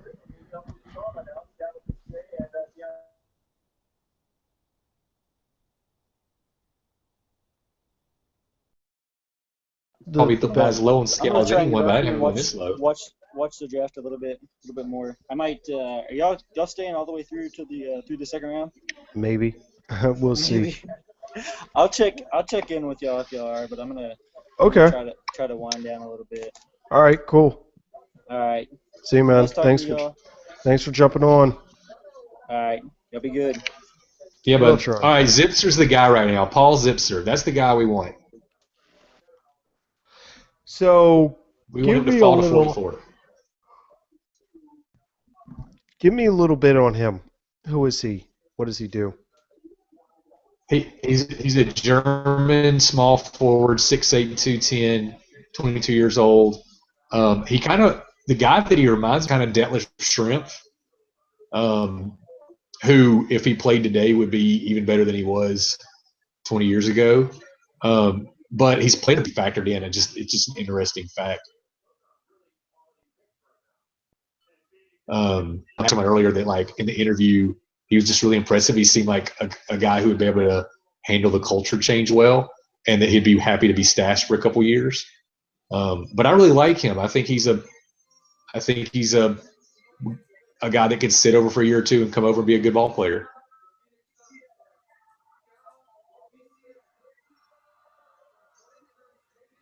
Took Scal. I mean, the Suns got arguably two players that have as high a ceiling as anyone in the draft, but they also might never play.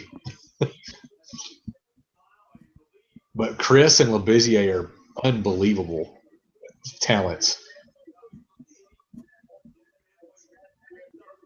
But it is crazy that a guy that 14 months ago was Seville has the best player, would have been the number one pick possibly, fell all the way to 28. But he was terrible this year in college. I mean, he was a terrible basketball player.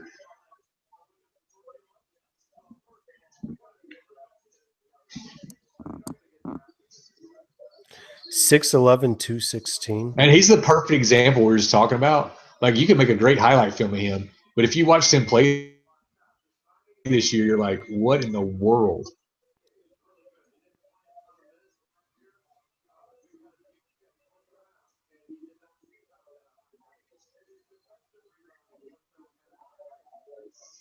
Jay Bills right now is like, basically this year he well, but other than that,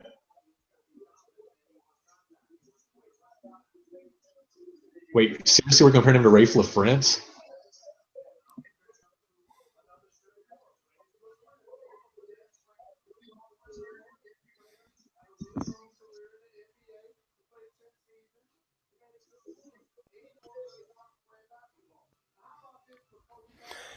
So, draft a developmental point guard to beat out Lamar Patterson and then still get a point guard in free agency.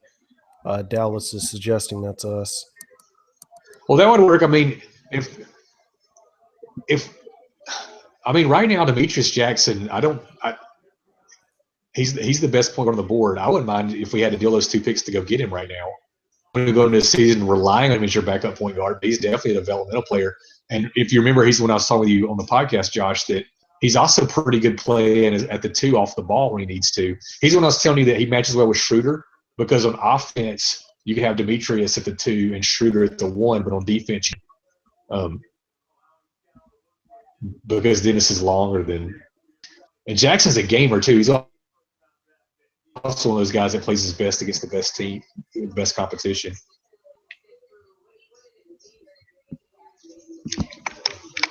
Just nodding my head right now. Did somebody text me? Hold on. My phone's about to die.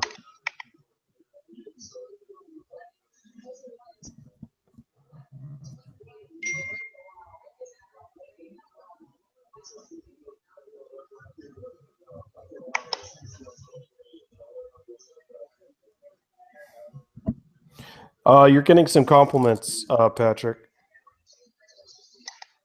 Oh, nice. Talking about how well. Well, I will say this: well you're picking. All the guys that I had dropping have all dropped, like Damian Jones. A lot of these guys I didn't like, Deontay Davis, Scout. They're all all of them are still on the board. So, which further, I like because that means the guys I want are still available. Further proof of why you're always on here. We're sponsoring you a Caw Cast. Like you're no longer a Peachtree Hoops. It's more about like sponsored by Caw Cast, which is sponsored by Peachtree Hoops.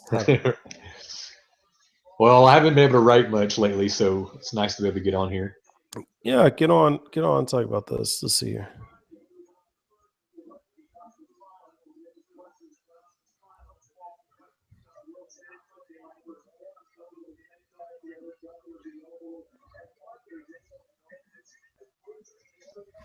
I mean, I don't even have any point guards left on my list. So, real talk, do you think someone's actually going to pay Kent Bazemore big money? Like, I mean, I definitely say at least something like 3 years, 36 million, something like that.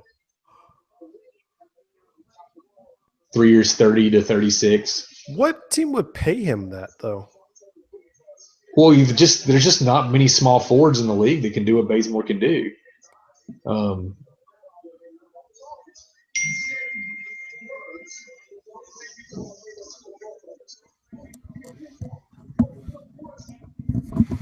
I'm just trying to think, like, who would actually want that?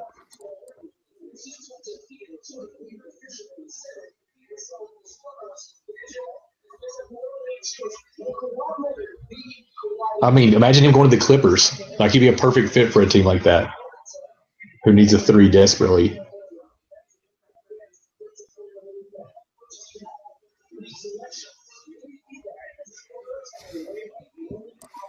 Yeah, I guess.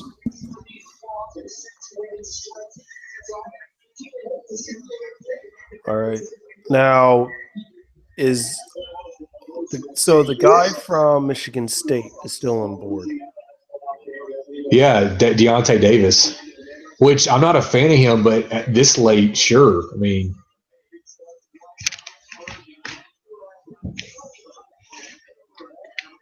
the Spurs will fix to make their traditional holy cow, how this guy fall to us pick. Let's see here. Who are the Spurs taking? Oh, really? I did not see that coming. The Spurs just take a guy I absolutely can't stand. Really? It's never happened. I'm seeing someone say. I mean, people had him a lot. Some people had him as a lottery pick, but I'm just not a fan. Chad Ford is a fan of his. Okay, see, that's more the reason to not like him. There's actually stuff that is shown that Chad, like they did like evaluating like 8 different major services, and Chad Ford is the worst at predicting, and of course he's also been known to change his picks later. Whereas Draft Express is clearly the best. Really? Okay, so Draft Express is the best.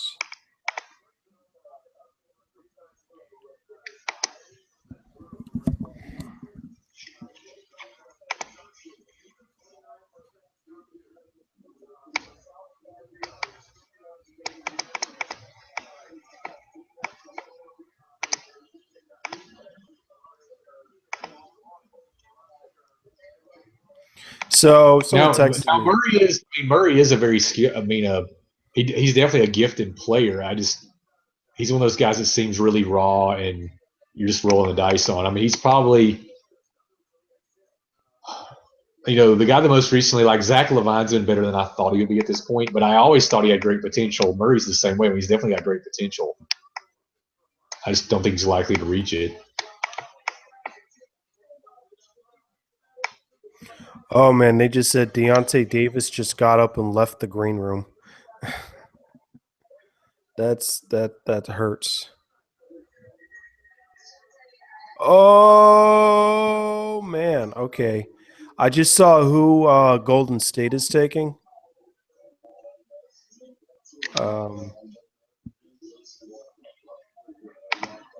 You called it.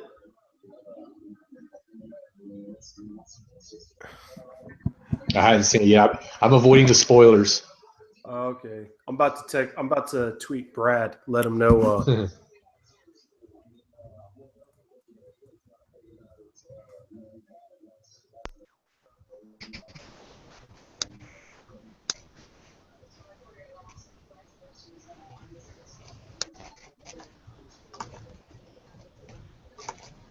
you're saying real quick, Deontay Davis would fall to the second round, right? Yeah, I had him go in like 34.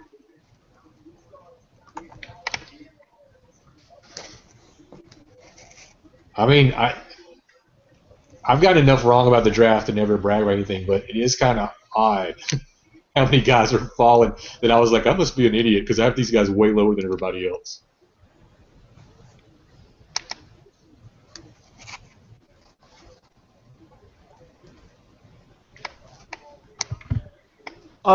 Do you think the Hawks free up cap space to re-sign Chris Humphries?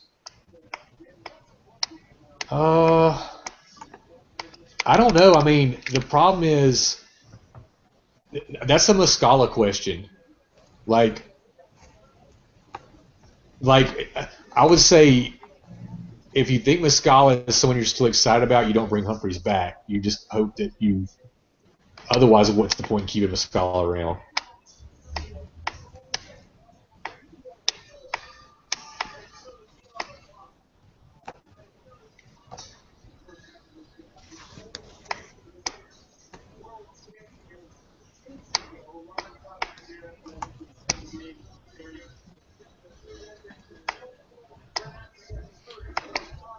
I can't believe.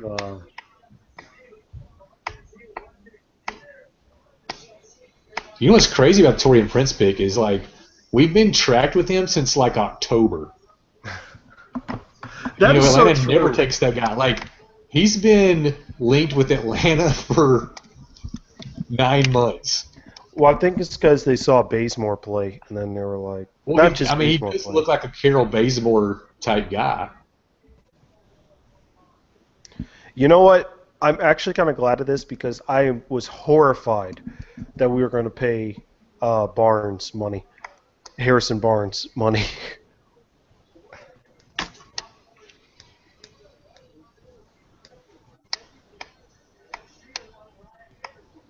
Ryan Anderson. Oh boy.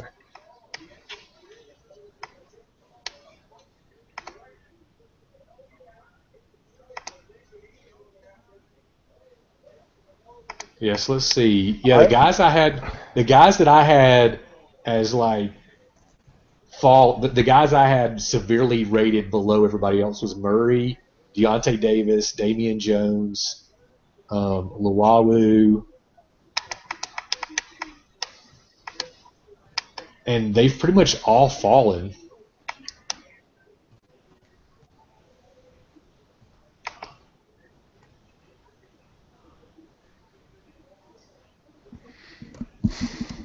I just don't get I've just never gotten the Damian Jones hype at all. So describe Damian Jones.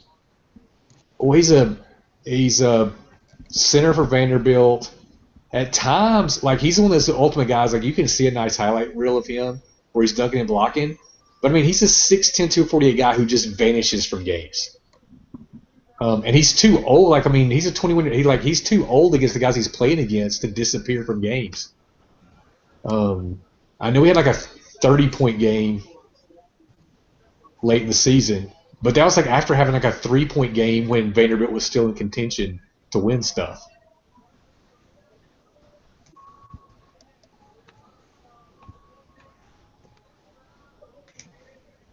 I mean, he didn't even average 7 rebounds a game, and he's 6'10". That's a good point. Damian Jones? Yeah, and he plays like 30 minutes a game. How do you average less than 7 rebounds a game at that size? That's a good point. See this highlight? They're showing highlights of him right now. He'll look awesome because it's his highlights, and that's why. Look that highlight. The reason he was able to make that play is because he didn't do anything. He was too slow to get to the basket, and the ball fell to him.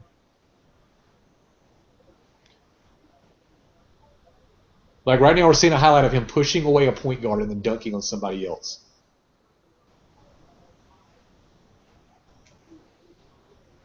Okay, yeah, that's a good point.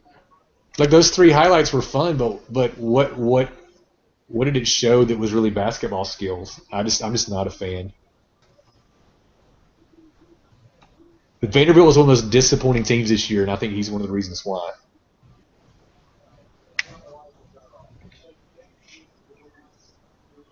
And before any Vanderbilt fans get upset, I'm a big Wade Baldwin fan, so it's not like a Vandy thing. Someone says, "Wow, the Warriors just redrafted Festus." That's true. They had success with Festus, so. Yeah. I mean, that said, the thing about it, Josh, is with these drafts is fit matters, and where you end up matters. And of course, in and over the Warriors is a great spot for anybody. So Jones could have more success than a guy that's probably maybe even better than him. But this is why the guys we drafted today fit for us. Yeah. And you never know things like we can still take in guys, and even though Atlanta's a good organization, it may not be a guy that fits well. I think Payne wasn't a good fit. I actually was one of the ones that liked him as a pick. I didn't like him at 15. I wish he'd traded down and then taken him. But Payne's someone that it takes him a while to get things. He's a slow developer, and we didn't have time to wait on that. We wanted someone to help right away, and so it didn't work out. Yeah. I don't know. As soon as someone described to me how slow of a learner he is, I was kind of like, I don't know. I don't know.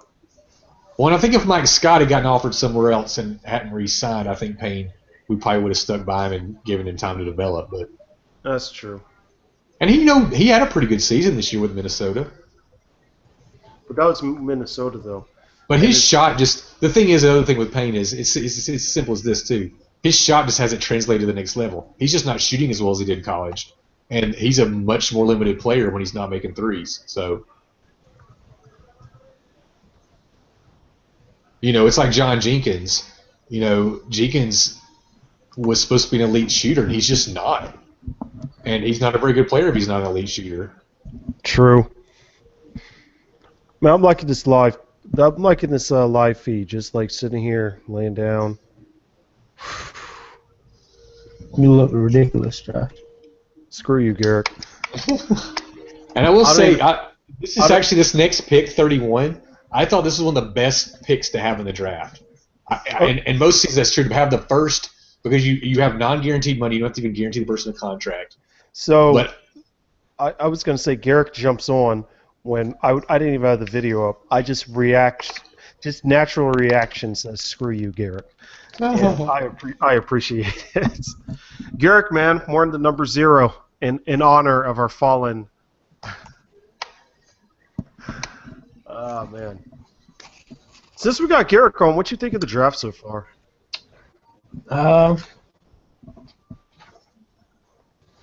No complaints. Pretty good fits for what we do. Got a shooter, hopefully a shooter and a slasher. Some Bazemore insurance.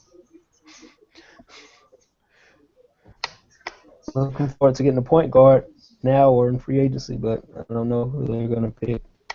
They're going to get Mike Conley, and Dennis is going to go back to the bench. After that Twitter post. Oh yeah, Patrick, did you see the Twitter post from Dennis? No. What'd he say? He basically says, "Thank you." First of all, there's about 1 million hashtags in it, but he says, "Thank you, coaching staff for giving me the chance." Blah blah blah. Oh, that's cool. I ain't got an issue with that.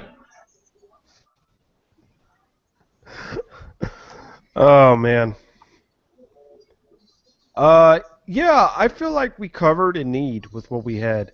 I was jokingly kind of saying, like, with drafting these 2 guys, it's going to be a while before teams can poach our shooting guard, our small forwards. Yeah, it's just I'm pretty excited. Like I said, we got 2 of the 10 targets, so I can't complain. True, and we kind of did this season what we were kind of hoping the Hawks would have done the last 3 years. So Yeah. Well, So- and I'm one to always such. Look, you got to be humble about the draft. No one knows. it's true. But I mean, for all the people that, it's always bugged me how much people act like the Chris Paul Marvin Williams thing was obvious. Most teams would have taken Marvin Williams over Chris Paul at the time. I mean, that's what all the numbers showed, all the projections showed. Yeah. Atlanta needed a point guard, so that's why some people would have had Paul over Williams, but it wasn't that easy. It wasn't like and my favorite draft the Hawks have ever had was that draft. I loved Marvin Williams and Amari Stoudemire. Not Amari Stoudemire, Salim Stoudemire. I was like, we got the 2 guys I really wanted. I was so excited for that draft. And, of course, it ends up being like one of the worst drafts we've ever had. And one of my least favorite Hawks picks ever was Jeff Teague. And, of course, he's one of the best draft picks we've ever made. So you just never know. I will say more recent history, most of the guys I like that we took have really worked out. I mean, especially the second rounders. So Dallas giving me some good stuff again. Let's see here. He mentions your subject of the pick at 31 reminds me when we got it from the Nets and sold it to the OKC rather than use it. Hashtag I hate ASG. But he says, sent me here.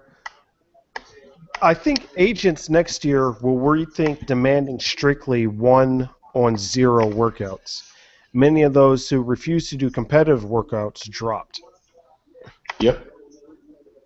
It's a good. That's because, and what I'll say about that is that reflects my feelings, which is you can watch whole games of certain players and they don't look like guys that want to compete. Yeah. And that's a huge alarm bell for me because guess what? You're going to have to at the next level, and it's something that you've never experienced. So if you don't want to compete against someone in college and you're not willing to dig in, how in the world am I going to expect you to do that when someone handed you a bunch of money? Yeah, and in the NBA. So, Garrick, overall theme tonight is basically Patrick talking about highlight reels, saying, like, of course they're going to show the good part of you. Oh, yeah. Even Jason Collins had a highlight reel. Right. Jason Collins had a mixtape, my friend. I mean, in a perfect dream, for me on a prospect, I want to see 3 games. I want to see the worst game they played, the best game they played, and I want to at least watch them live once so I kind of know what, kind of feel what's going on. But that's, that's when I see a guy in his worst game, but he's still battling. That impressive. I want to see that, and I want to see their best game to see if it was it just the guy that got hot. What was it that made it their best game? Hold on. This kid looks like he's about to cry. Deontay Davis. I bet he is. But another thing is, Deontay Davis 5 months ago wasn't a first rounder, so it's not that much a surprise that he's fallen this far. I don't know why people fell in love with him. And he did nothing in the postseason. He was absent.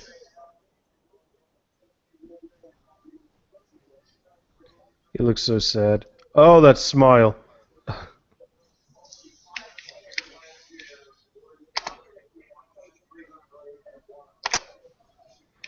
So so what is Josh Childers Volume 2? What is his name?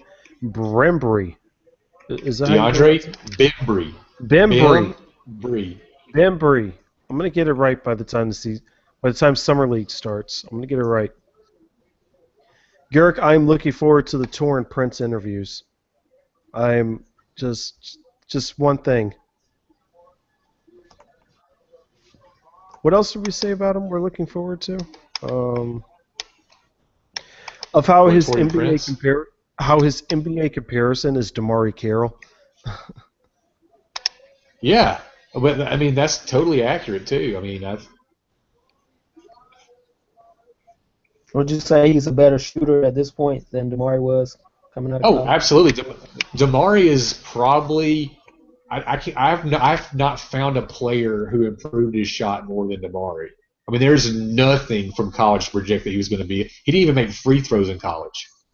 Like, there's nothing to project that guy was going to be a good shooter at the next level.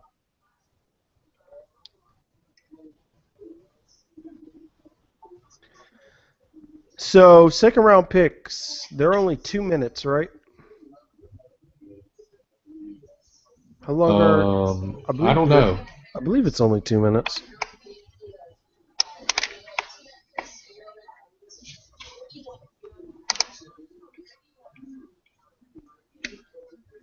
Here's another interesting thing about Prince that hasn't been named yet.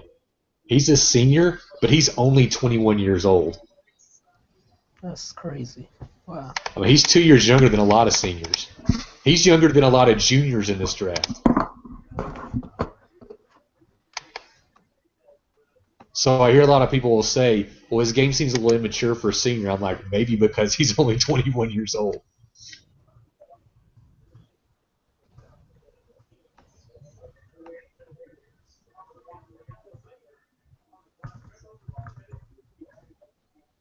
Eric, where were you when you heard the news of Jeff Teague? I was at work. Me too. And I got about 3 texts saying, I can't believe it.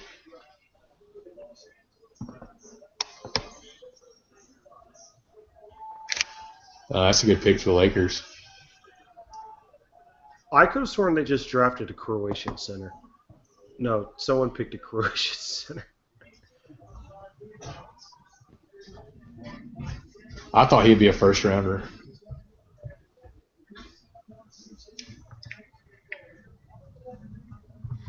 Justin Camp, guy I went to high school with. It's on my.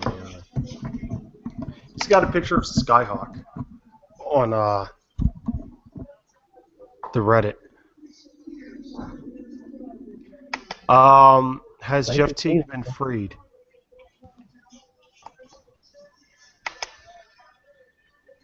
Jeff Teague, man, I'm crying, man. See, that's the problem right now. Is like the 2 teams I like to watch other than the Hawks now. Like they have the most players I like are the Pacers and the Raptors, who are the teams that like outside of Cleveland we're going to be competing against. You know. What do you think of the Pacers? Do you think they're? I thought they've had a great couple of days. I love the trade. I mean, I thought them getting Teague was exactly what they need, and then they went out. Who did they draft today that I liked so much? Oh no, that pick went to the Nets, but they did some other move today that I really liked. Got Thaddeus Young. Yeah, Thaddeus Young. I love that. I'm curious to see how they work though. Because Young, here's the thing: Young is a great small. He's proven he's a better 4 than a 3, and now they can play him at the 4, and George can play at the 3 where he needs to be anyway. I just really and if Miles Turner stays healthy, I mean he was one of the surprises this year. I mean you talk about a guy that went from summer league to fall and was like, whoa, where did that guy come from?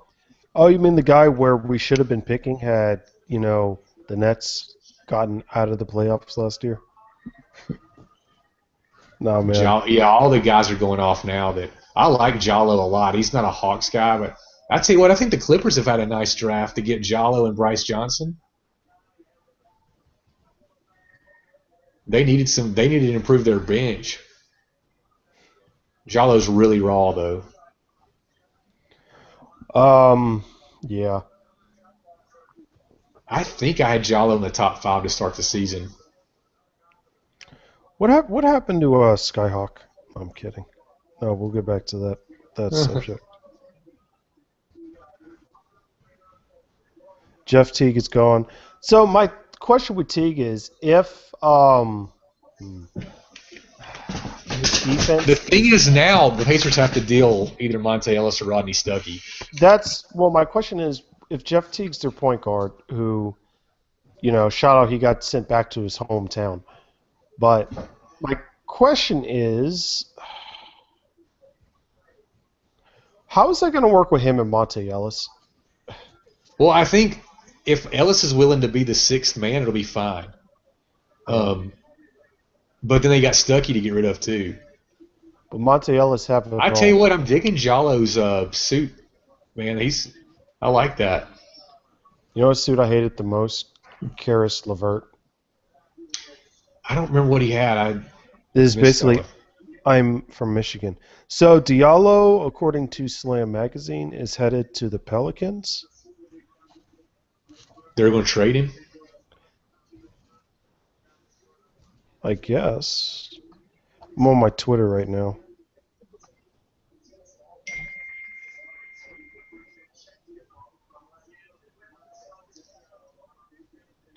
What a world we live in where Jalen Rose is running the draft. What a world.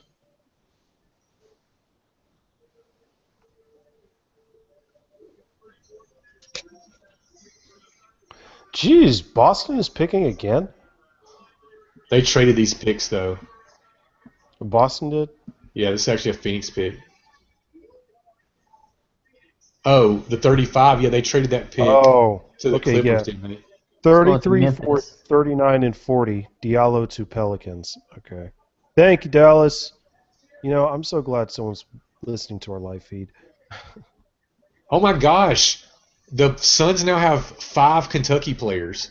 Are they just like making an advertisement for Kyle Parry to coach them?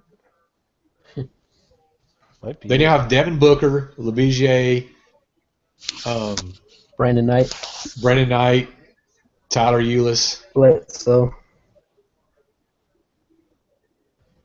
I guess they're going to go ahead and maybe they should take Kyle Wiltshire as a free agent since he used to play there.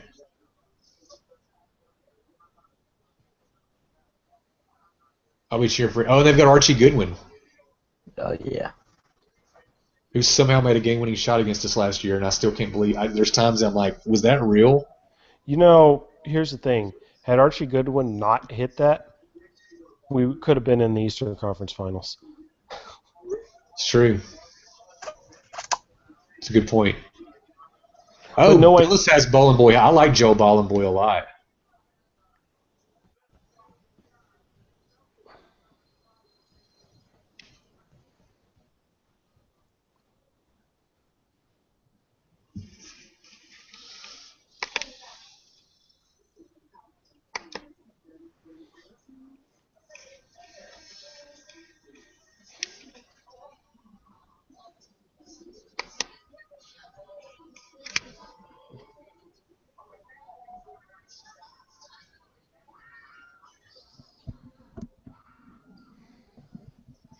So let's talk about the most shocking thing tonight. The Hawks actually used both of their draft picks. Yeah, I think that is a shock. I thought they were going to move up. Well, they may have tried. So the Grizzlies traded with the Celtics, Yeah, the Grizzlies Okay. got 31 and 35, I think. and then the Celtics are rolling the dice. The Grizzlies, they'll get the Grizzlies' first-round pick in 2019 if the Grizzlies aren't in the lottery. So that's not the dumbest thing in the world. DeAndre Bembry, his Twitter handle is colder than fire. I saw that. Yeah. Boy. Go, Garrett. Go look at Dennis Schroeder's last tweet and remind yourself this is going to be our starting point guard. Hashtag flex gang. Hashtag. Draft Express is saying Rade Zagorac or Zagoric is going to Memphis. That Atlanta had promised to take him at 44 if he was still on the board, which makes you think we're definitely thinking international at that spot.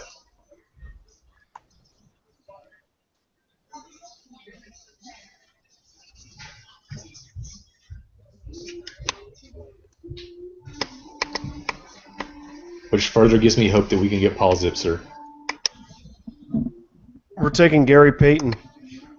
I want a name. About Perry Ellis, then he can retire the next day. He's so old. Yeah, he's what? He's what, 46, 47? Yeah.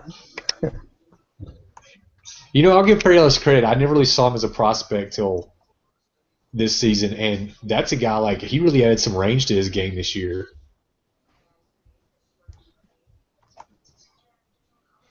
So, what did you And think he of plays the Magic trade, Garrick?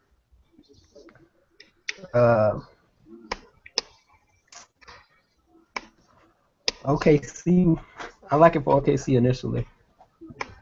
I love it for him, man. Yeah. That means they I'm try trying to to keep. see Aaron Gordon's going to play small forward. I don't know what they're going to do, man. The Magic are like, I feel like every draft I'm like, okay, this is the year the Magic are going to arrive. and then the draft they just do something crazy. Yeah. Yeah, I don't know. Is Aaron Gordon I guess he could. I don't know. Unless if watch God dang it, who did they trade for? Ibaka. Watch, he's like, I demand to be bought out. How in the world is Demetrius Jackson still on the board? He's gonna fall to 44, and then you're gonna be like, well, actually. How This in the is a world? good spot There's for nothing him. is the Bucks took Thon Maker at 10. Yeah, I Did kind of. the Bucks just like? Did they just see guys and are like, well, that guy's a freak. He can't play basketball, but he's a Well, freak. he's So we're gonna take him. he's long. That's their strategy. I don't think the Bucks ever watch a whole game of any prospect. They just like watch the highlights, and then they turn and take Malcolm Brogdon. That's actually a smart pick. That totally seems opposite of every other player on their team.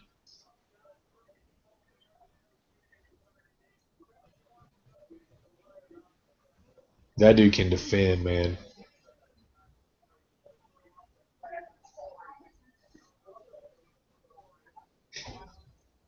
I guess I start getting my free agent article ready for the top 5 free agents after the draft that I think not in the league, the 5 guys that didn't get drafted that are like Terrant Petaway last year that ended up almost making the team.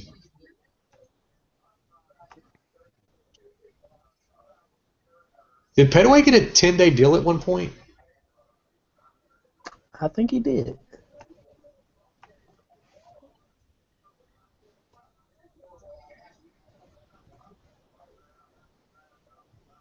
I don't know how you say Zagor. I don't know if it's Zagoric. I think it's So Zagoric. KL just is dropping facts here. See here, Golden State's trading with Milwaukee for the 38th pick. But KL dropping facts of how Malcolm Brogdon, I'm guessing the guy that just Malcolm got drafted, Brogdon. Yeah. he's older than Tyler Ennis, Yeah. Giannis, Jabari Parker. Basically half their team.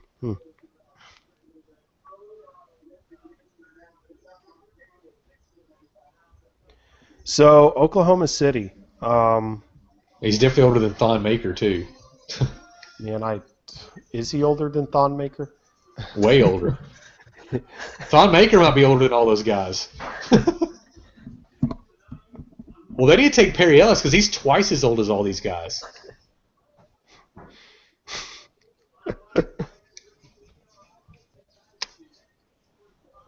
Perry Ellis is also older than everybody on the Hawks, though. So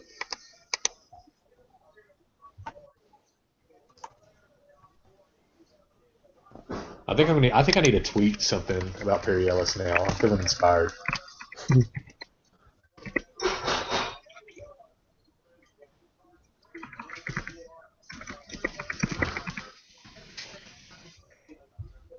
OKC. Owen Depot is no longer going to kill us.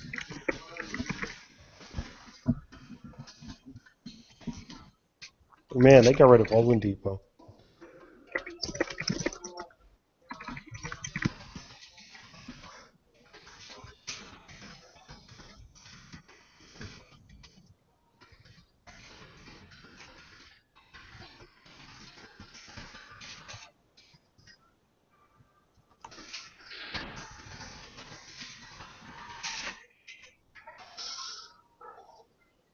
All right, there we go. There's my first tweet that's my first live tweet of the night.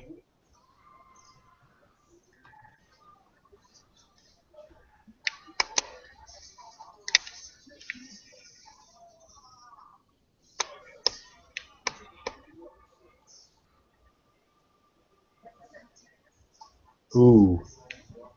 Looks like the Warriors are getting Patrick McCall, my guy.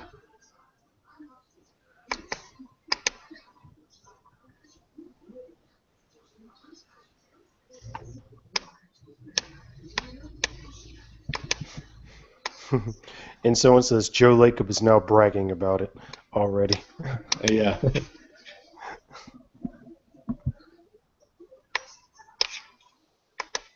Well, where did I have McCall? Just to tell you, I had McCall number 21 on my board.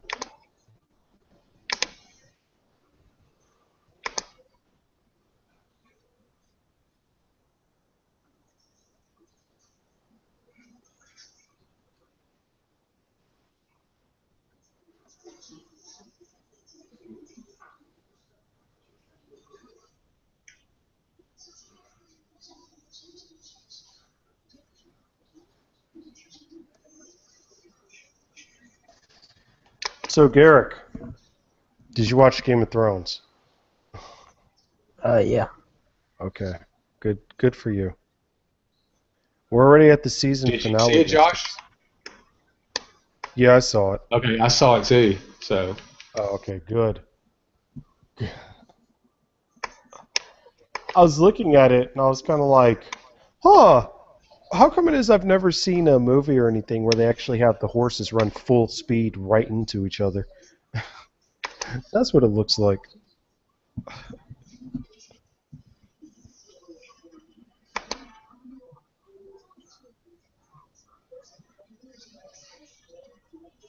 it looks like the Clippers just took a guy I've never heard of. Good old Clippers. So now that the Magic have traded Oladipo, is that think they'll match any offer for Evan Fournier? Dude, talk about a guy I was wrong about. Because they have what's his name, the rookie they drafted last year, Who did they draft last year? Begonia. Yeah, that's right. Mario. I don't like him.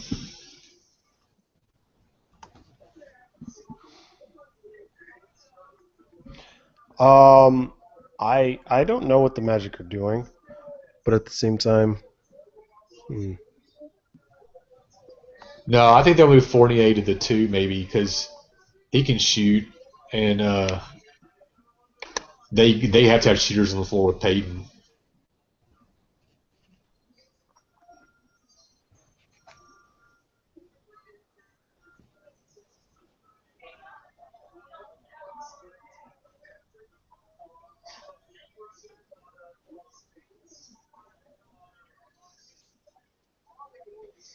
who wants to bet that whatchamacallit? Who wants to Watch bet this that they guy. go to Watch this guy right now. Watch McCall. He just moves. He has such like an old school feel to his game. Got the headband flowing. They didn't show his defense though. He's a great defender. He does weigh about 115 pounds though, give or take a Twinkie.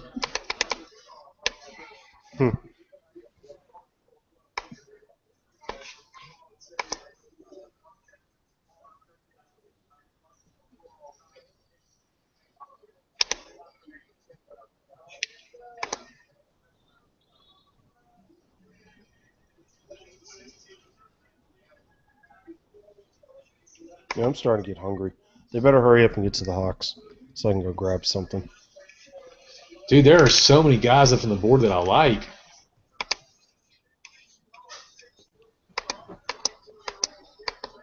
And if the Hawks somehow take David Jacobs, I'm just going to hang up real fast. I mean, Nick Jacobs. If they take Nick Jacobs from Georgia Tech, You're gonna curse us out? I'm just getting off here before I get arrested or something.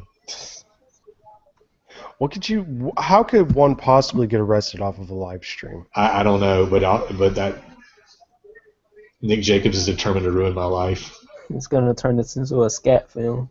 I loved it when all the Tech fans got so excited It's about it when he nothing. had like those 2 good games, and I was like, just wait.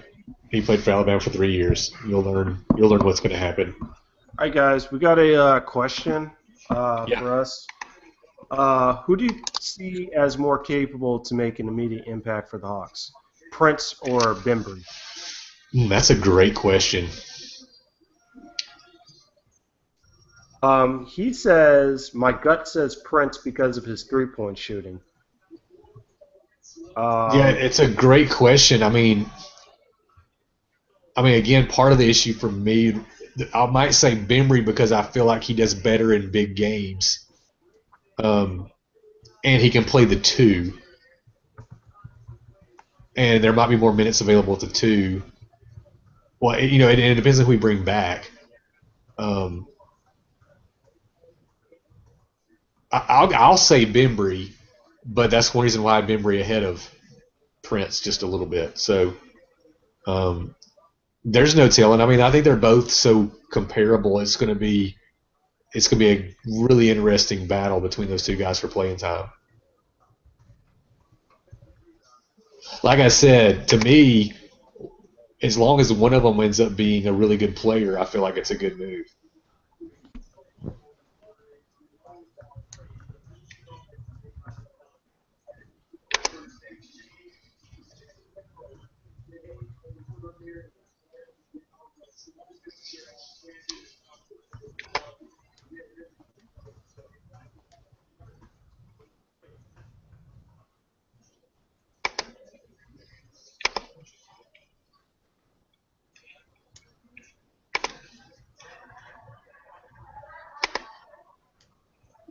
What times I gotta watch this D Wade commercial? It's not worse than the DirecTV commercial. Which one? John Bon Jovi. It is everywhere. It is the worst. Oh my gosh.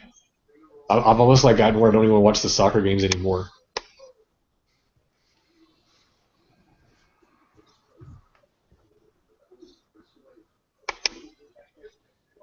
So what do we do if Horford doesn't return to the Hawks? We cheer for the Pacers. No, I'm just kidding. Do we trade Millsap? Well, see, to me, it's the opposite. I mean, that's just kind of controversial on your podcast earlier, but I feel like if Horford leaves, you build around Millsap. Whereas if you re-sign Horford, you have to consider what can you get from Millsap. Because I struggle with how far we can go with those two guys making $45 million.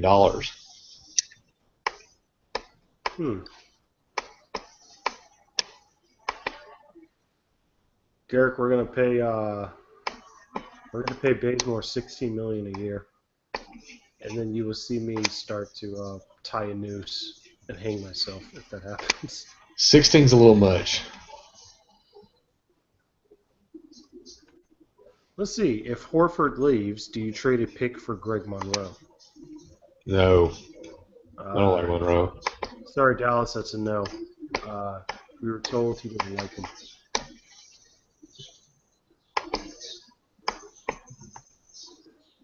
Greg Monroe.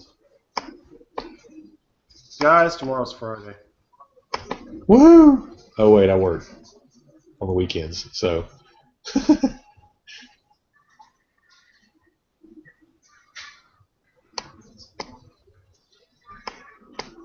So who's the guy you said you liked, Patrick? Jackson? Well, I thought Jackson was the third best point guard, so he's still obviously on he board? fit. Yeah. And Isaiah Whitehead, another point guard, just on board. Which I don't see. I'm even kind of a fan of Whitehead, but I don't see how you could have him in front of Jackson.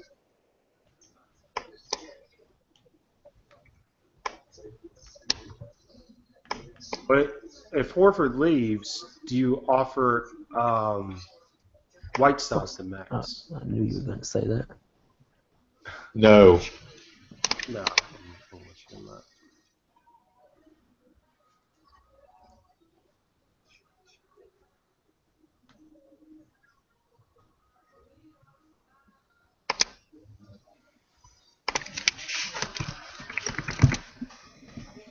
Da-na-na. All right. Let's back to it. Can Isaiah Cousins play point guard? Who's Isaiah I don't Cousins? like Isaiah Cousins at all. Oklahoma. Him and Cat Barber are probably two of my least favorite prospects. I'm so glad you're on here so you can answer these questions for me. Man. I mean, I watched Oklahoma a lot, and I never remember in a single game going, man, this Cousins guy's a real prospect.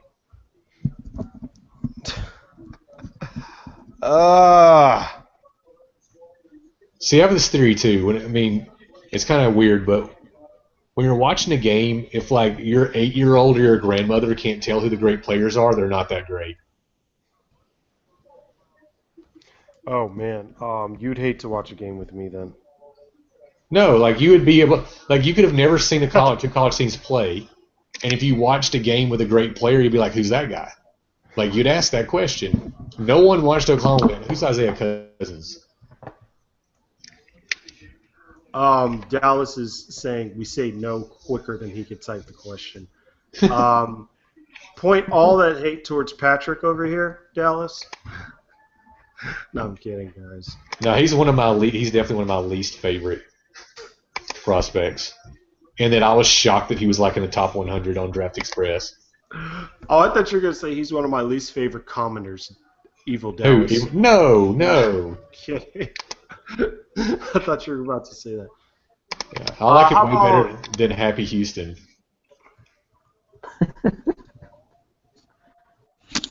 That was a joke, Josh. It took me a second to get it, but I was like, oh, ha. Okay, so he says, what about Isaiah Cordinier? Isaiah Cordinier? Yeah, I'd like that pick. He'd like that pick, Dallas. Jeez, you could tell I don't watch college basketball. Isaiah Cordinier. Well, especially since Cordinier is not a college basketball player. You could tell how much I watch stuff. He's a French dude, man. How much I watch stuff that's not Game of Thrones or OJ Made in America. Well, Isaiah Cordinier sounds like someone from Game of Thrones, so that helps. That's true. What house would he be? He definitely House Cordinier. We haven't heard from him yet. Oh, he could be a new house. Do you support our claim for King Davos? Ooh, I kind of like that.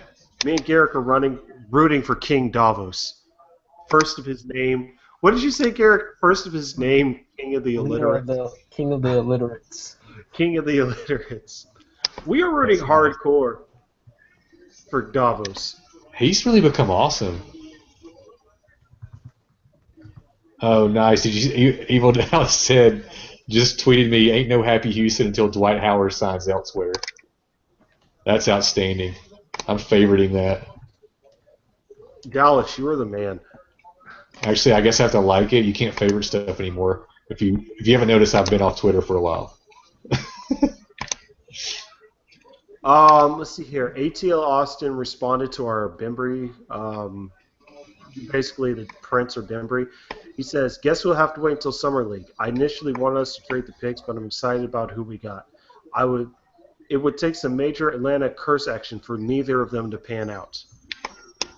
To which I'm about to respond. Yeah. Don't you dare question the Atlanta curse.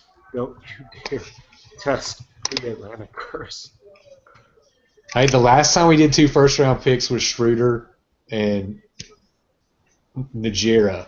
So if we have 2 first-round picks, it means we can use 1 to get rid of the curse. That's my theory. And keep in mind, if the Timberwolves make the playoffs, we have 2 first-round picks again next year.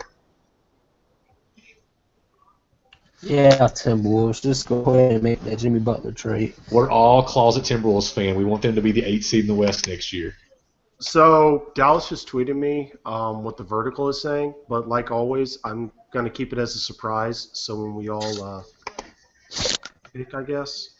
I would want, if it's Zipser, I want an international, and I would love it to be either Zipser or Cordinier. They're probably I think they're the highest guys I have left. Peter Cornely, those 3. I think that's going to be the pick, one of those 3 international dudes.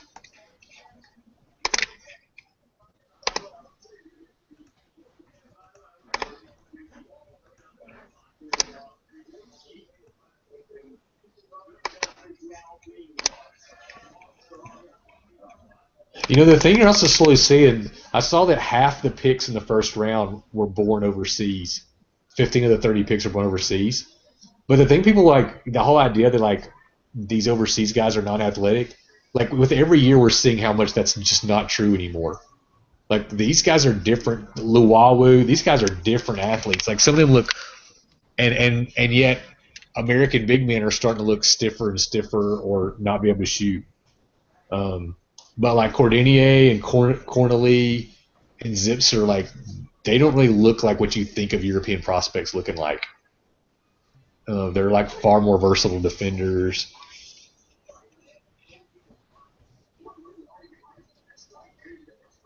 So Patrick, in a minute when we get the pick, will you be ready to tell us everything about him? Oh yeah, let's bring it. All right. Once again, I mean, hold on. That assumes it's someone I know about, but I would like to point out that once again we were on a commercial when the Hawks are picking. yes. Yeah, I went to commercial with us having like 30 seconds left to pick. I'm about to say third straight time the Hawks are picking on a commercial.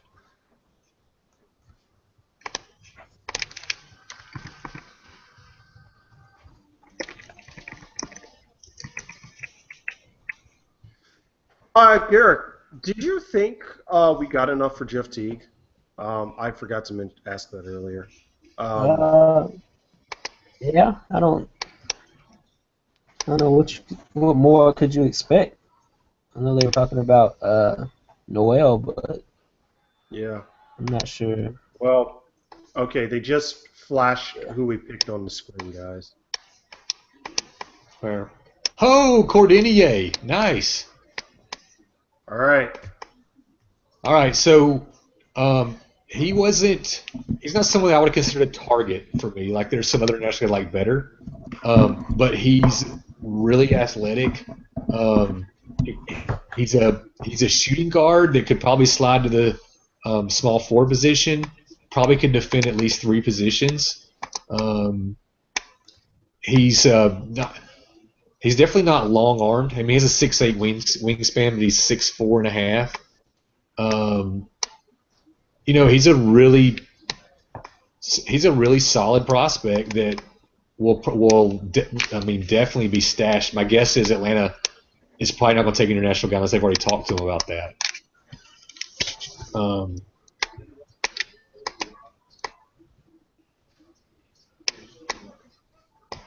Oh boy, he's a 6'5" point guard. Shooting guard. Who, Cordinier? Shooting guard. Yeah, shooting guard. Yeah, no, he's not a point guard. Although, I mean, he could eventually be that type of player, but I think he's definitely a wing. 177 pounds. Okay. Yeah, he's going overseas. Yeah. But, I mean, he doesn't turn 20 till like Thanksgiving time, so he's like he's a really young player. Yeah. Apparently they pronounce it Cordinia. I remember the R was silent, but I wasn't sure how it's pronounced. Hey, he was actually at the draft. Look at that hat. Look at those glasses. Wow. That's those glasses. That suit. It's like he went to the Revenge of the Nerds prom. I like it. So, real quick, to continue what Garrick was saying, me and Garrick were predicting it would take, what do we say, Garrick, the 12th pick? I mean, it would take Jeff Teague and possibly our 21st to get the 12th. And turns out it didn't take that much. So it's a plus for us. Yeah. Sure. I mean, I wish we could get more, but the fact is he's a point guard. There's a lot of point guards right now. And if you look at the things that have happened tonight, I mean, 12 seems to be about the value for him. So let's see how they add Kevin Durant to this group. Like, I bet you ESPN is the worst. ESPN is the worst. Who is the best? Okay, this is something we've had a discussion about. I had a discussion with a friend. Who is the best? Oh, you shut your mouth. There we go. Who is the worst or who's the best ESPN broadcaster? Like analysts? Analysts, I guess. Like NBA? Well, not including Zach Lowe. But right. Tim Who's only Ledler's going to be not bad. Lowe will only be with NBA and with ESPN until his contract expires. Well, okay, so per se, like you're watching a show, like some ESPN show that they have. Who do you guys like watch or listen to that you just find entertaining? I like what's her name? Kate? Is it Kate Fagan? She's really sharp. We're talking NBA or everything? Just everything. It's funny because I used to make fun of Around the Horn, like that was my least favorite, but it's actually the one show now that I'm like, you actually get That's the only show I feel like you get really smart opinions on. I mean, I still like Wilbon and Kornheiser though. Pablo Torre's pretty good. Yeah, that's the other guy I was gonna say is Torre. When Around the Horn has like Torre and Fagan and Bomani Jones, it's usually pretty entertaining and actually pretty intelligent. And Woody's always entertaining, so Yeah. In terms of NBA, I don't know who ESPN had. Tim Legler. yeah, Legler's pretty good. Bob I like Ryan, Tim I Legler, guess. Oh yeah, of course. Yes, that's about it. Yeah, there's so many ESPN guys. I kind of am dedicated to watching. I'll get most of my stuff now watching the Dan Patrick Show. Yeah. That's what I was going to say, Dan Patrick Show. NBA TV is struggling even worse than ESPN. They have like guys like Isaiah Thomas on there. It's awful. Yeah. Wait, who did the Boston just get? Demetrius Jackson, Is there what? who's a really good value pick, but makes no sense for their roster.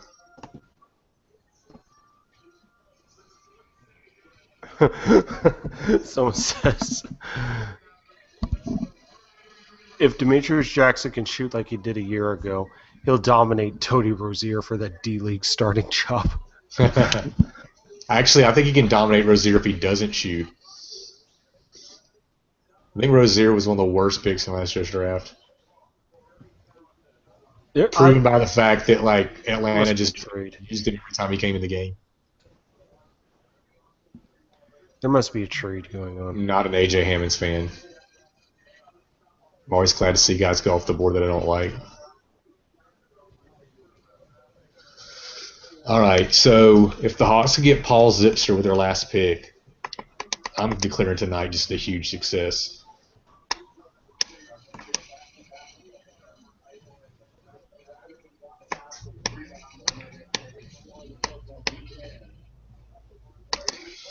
All right, guys. Well, I'm going to call it a night, cheering on for either Sheldon McClellan or Paul Zipser with our last one. But enjoyed it. Glad I got to get on here, and we'll see you on the tweets. Okay, cool. Appreciate it, Patrick. Peace out, guys. Thanks. Okay, so I'm looking at this. Trying to see. So, who is NBA comparisons on Draft Express? Why can't they just have that out front so it'll be like easy for me to understand? Draft Express does the NBA comparison. I don't think they do, but someone. What's the point other out the website? Not Draft Express. Oh, Draft Hype. Is it Draft Hype? something like that. I don't know. I'm looking at Hawks Reddit. He put a Draft Express for Express profiles. Maybe I was just too anxious and I didn't want to read it.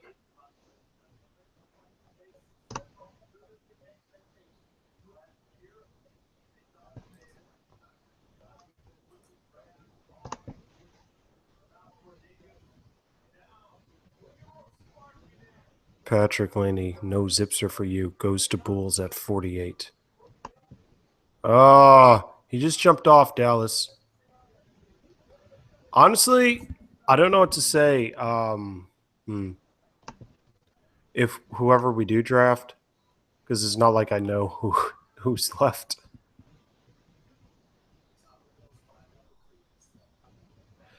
So let me just go ahead and say we're probably just going to stay on until after our pick. For those listening, thank you guys. Let's see here. Well, we had a few questions on the Reddit, which is pretty cool. I kind of like this. Appreciate that we got some guys talking to us.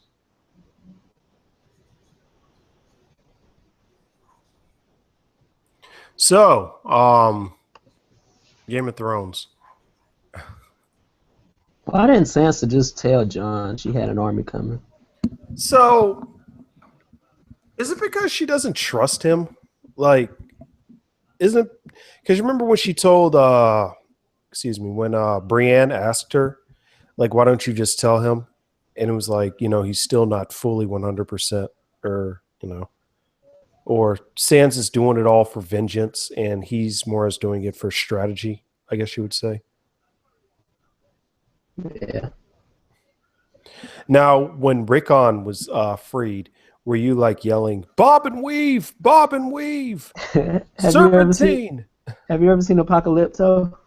Yeah, yeah. When you shot the arrow and They couldn't hit him. Yeah. Yeah, they couldn't hit him because the arrow. Yeah, they couldn't hit him because they kept running. I imagine like he should have been backpedaling the whole time.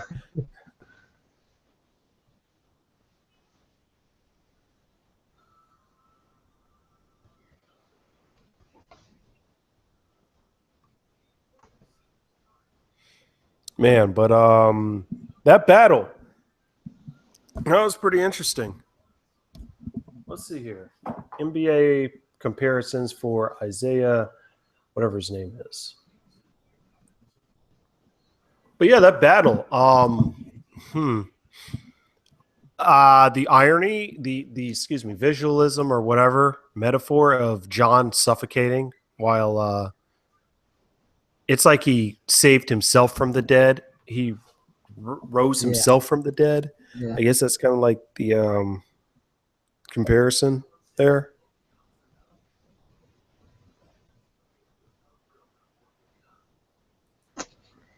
And I don't know if it's just me being sadistic, or I don't think that was harsh enough. For Ramsey? Nah. Yeah. Nah, man, it wasn't. I don't know. Although, he's always so in control. So cool. Although, do you think Ramsey went down pretty easily? Yeah. They never really show anywhere that Ramsey actually knows how to fight. Like, they show that he's a good archer, but yeah, he went down. Jean grabbed the shield. He killed he killed 1-1. He killed 1-1. Yeah. He helped out though. Oh yeah. 1-1. Man, that was hurtful, man. You see him go down. Though, okay, so part of my question is One looks a lot like Greg Oden. Yeah, he did. Give Greg Oden a beard.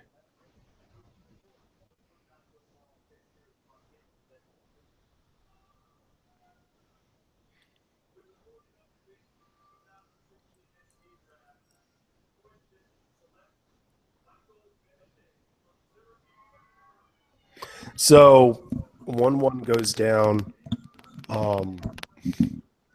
So here's my theory about the army showing up late. Do you think it was specifically designed by Littlefinger so when both the armies killed each other off, that way he could, have the power play of actually having the army? I don't put anything past Littlefinger. I'm curious to see what happens in the next episode, what he gets from Sansa, what he wants from Sansa after helping him. Probably part of, I don't know, more land. I don't know. Although him showing up like that is just kind of like, that's like his, oh, you want to kill me? Well, this is my army, the only one that's left. Although I wish they'd kill Littlefinger. That goes so out of whack if they just killed him.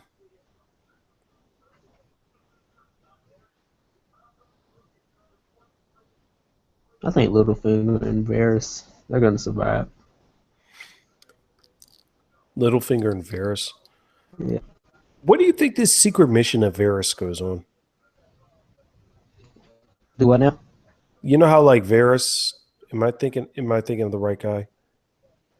Varys.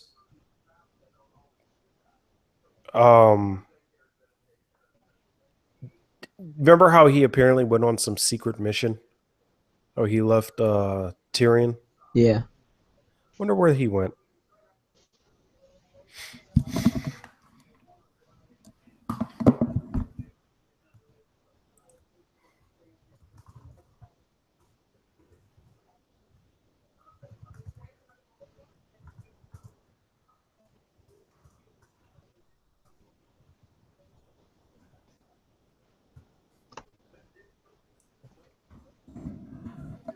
I don't know. Who didn't we see last episode? Oh, we didn't. We didn't We even haven't go to seen King's Landing, did we? we haven't Did they? seen Bran in a while.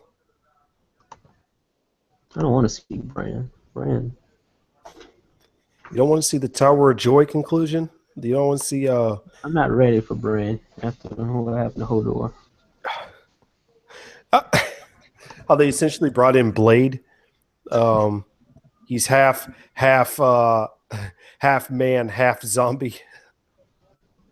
Uncle Benjamin's essentially Blade. Wow, the Pacers took Jordan Yang. I have no idea who that is. Sure, Pacers. Oh no, Arya. Got to see what happens to her. Yeah. I find it kind of funny though how the Iron Island, like Yara and what's that guy's name? Theon. How they magically got to what's her name so fast? Like, did that seem like incredibly quick of how they just sailed across the sea to get to her? Yeah.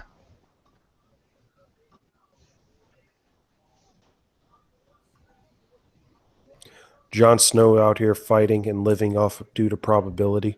So what happened to his direwolf? There's only 2 direwolves left, right? I believe. Ghosts? Yeah, Ghost. I wonder if he's just like chilling. Like he saw all those arrows and stuff. He's like, not me.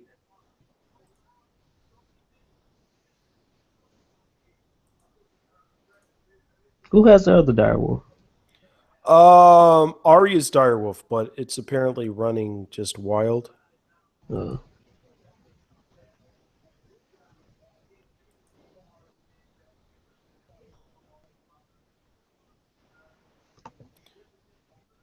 interested to see where the band of brothers go to.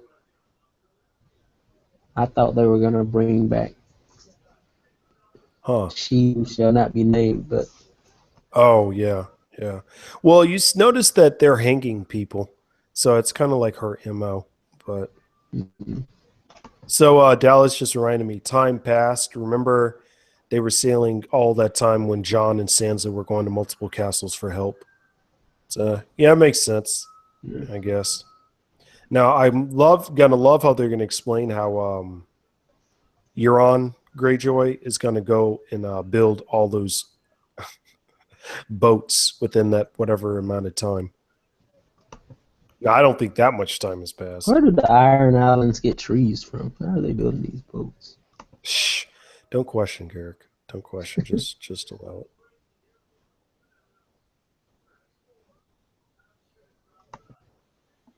So Denver just selected. Hawks are on the clock. Yeah, I'm looking forward to next year. After it took them like 6 seasons. It took them like 6 seasons for Daenerys to actually do something to me. Because it seems like every season she just has her dragon blow some fire, or she realizes she can't be burnt, and then everyone bows down to her. But you never actually see her do anything until like this year. It's like, oh, okay, you finally did something. Let's see here. Lumber liquidators. Evidal says that's how they got their lumber liquidators. Man. So that battle. Do you think they'd have the stones to kill off Littlefinger? Is he the next big villain? Not big, but the next kind of like villain left on the show. Well, you got the Faith. Oh yeah. I don't know. Do you think they kill Cersei off? Nah. Man. If they killed Cersei off tomorrow, I don't know. I would applaud them for having the guts to do that.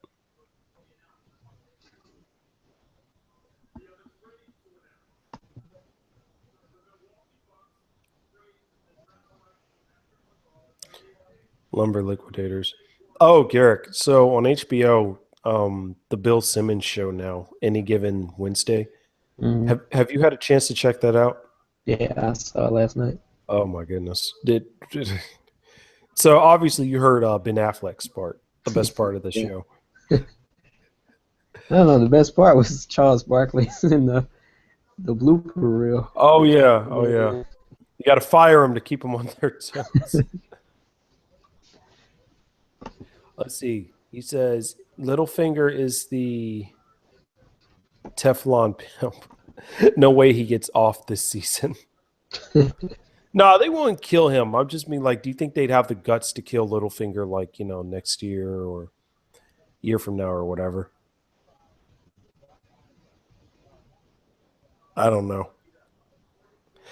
But Any Given Wednesday, man, Ben Affleck's rant on Deflategate.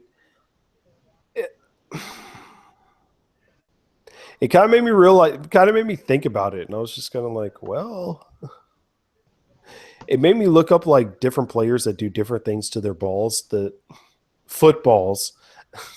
Oh yeah, that part that he said about Eli Manning. Yeah, I looked this stuff up, and I was like, well, Aaron Rodgers apparently overinflates his footballs. Eli Manning does that, and I'm kind of like, well, if they all do that, then what's the issue? I don't know.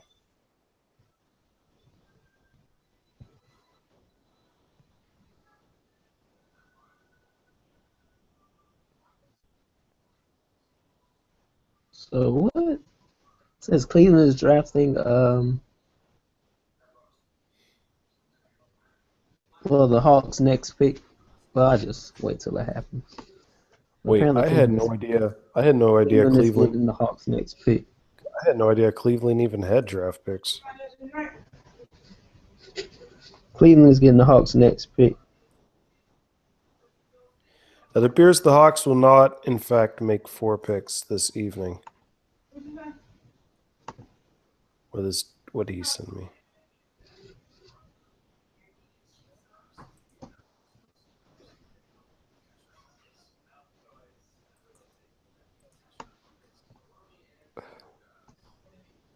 I love it. Thank you, Dallas, for sending me that link. He sent me the YouTube for the Affleck rant.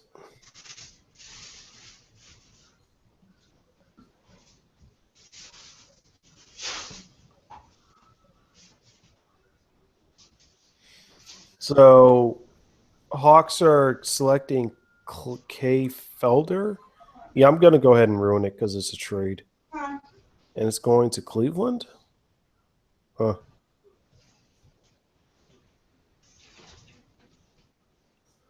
What's Cleveland giving us? Money, probably. I mean, 3 picks to me is more than I thought.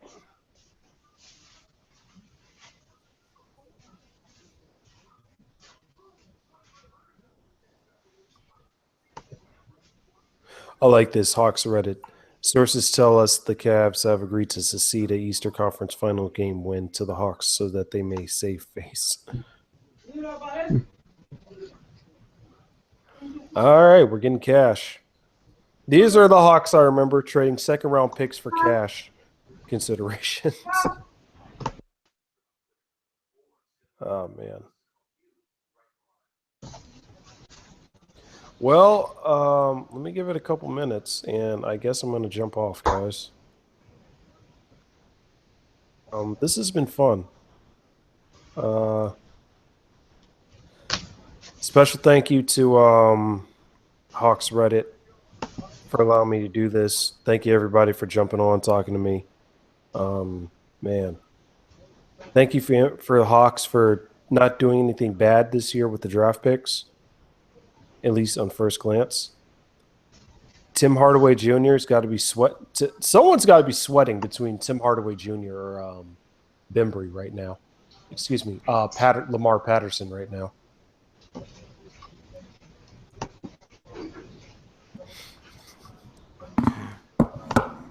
We can Peyton too if he is not drafted. Really? Yeah, it's kind of surprising. Gary Payton has been taken. So, yeah, send my friend this.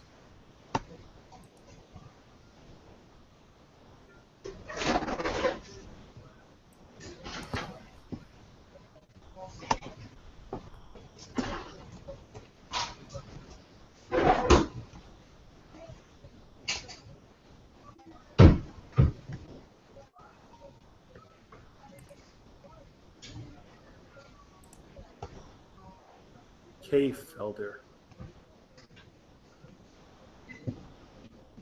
Well, hold on. Let me look at this. All right, he doesn't seem that tall. He is 5'9". Okay. Looks like Will Bynum. Yeah, he does a little bit.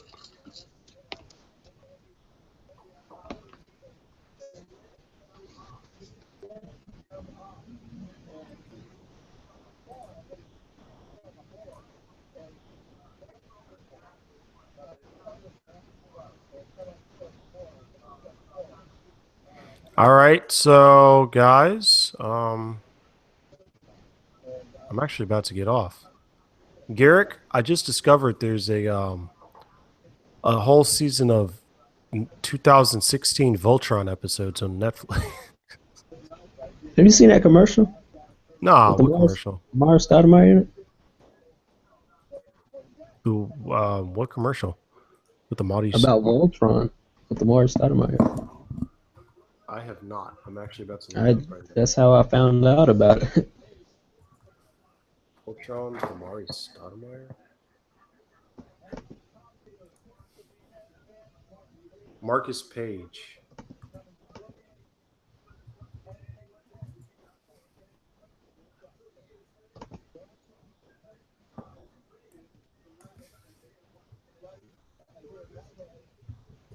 You're not going to go and watch what's that show called? Oranges. Orange is the New Black? Yeah, that one. I haven't watched it yet. All right. Dallas is out. Evil Dallas, thank you for jumping on. Appreciate the time. Thank you, James, JM, Christian, Garrick, Patrick, for explaining everything to us on here. You know what? I wonder if we can get a replay of this because I don't know if I'm going to edit this thing. Unless if they want. Actually, you know what? I may do it. Who knows? Guys, I'm going to plan on trying to get Brad on here to talk with me about the draft pick. Anyway, that might be it for me. Thank you, NBA, Hawks, Reddit, for bringing me on for the AMA.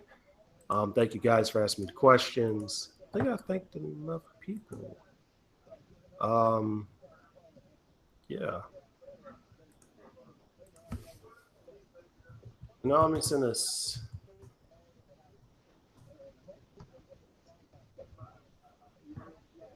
Seahawks. What? It's his birthday? Garrick, you just popped up on my feed. Yeah. Okay. Yesterday. Hey, thank you. I mean, no, not thank you. Happy birthday.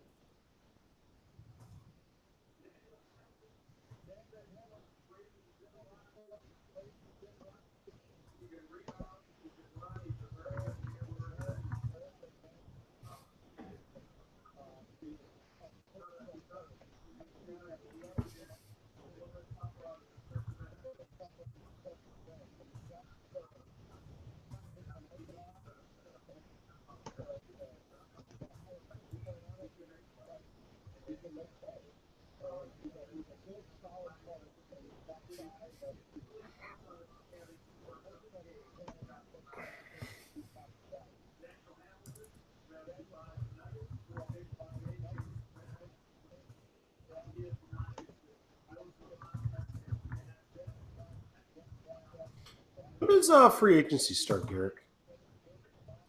End of the month? The first, right? Then they move it up because of DeAndre Jordan. Or they moved the shorten the what do they call it? I think so. The time? The time that you can talk and the time that you can sign. You know what's going to happen? We're not going to get torn prints. And I don't know. Oh, they're showing the Cavs win. So, Garrick, who's the most cursed sports city now? Because I'm rooting for Atlanta. Yeah, we are. I think someone said like Buffalo, and then someone said Minnesota.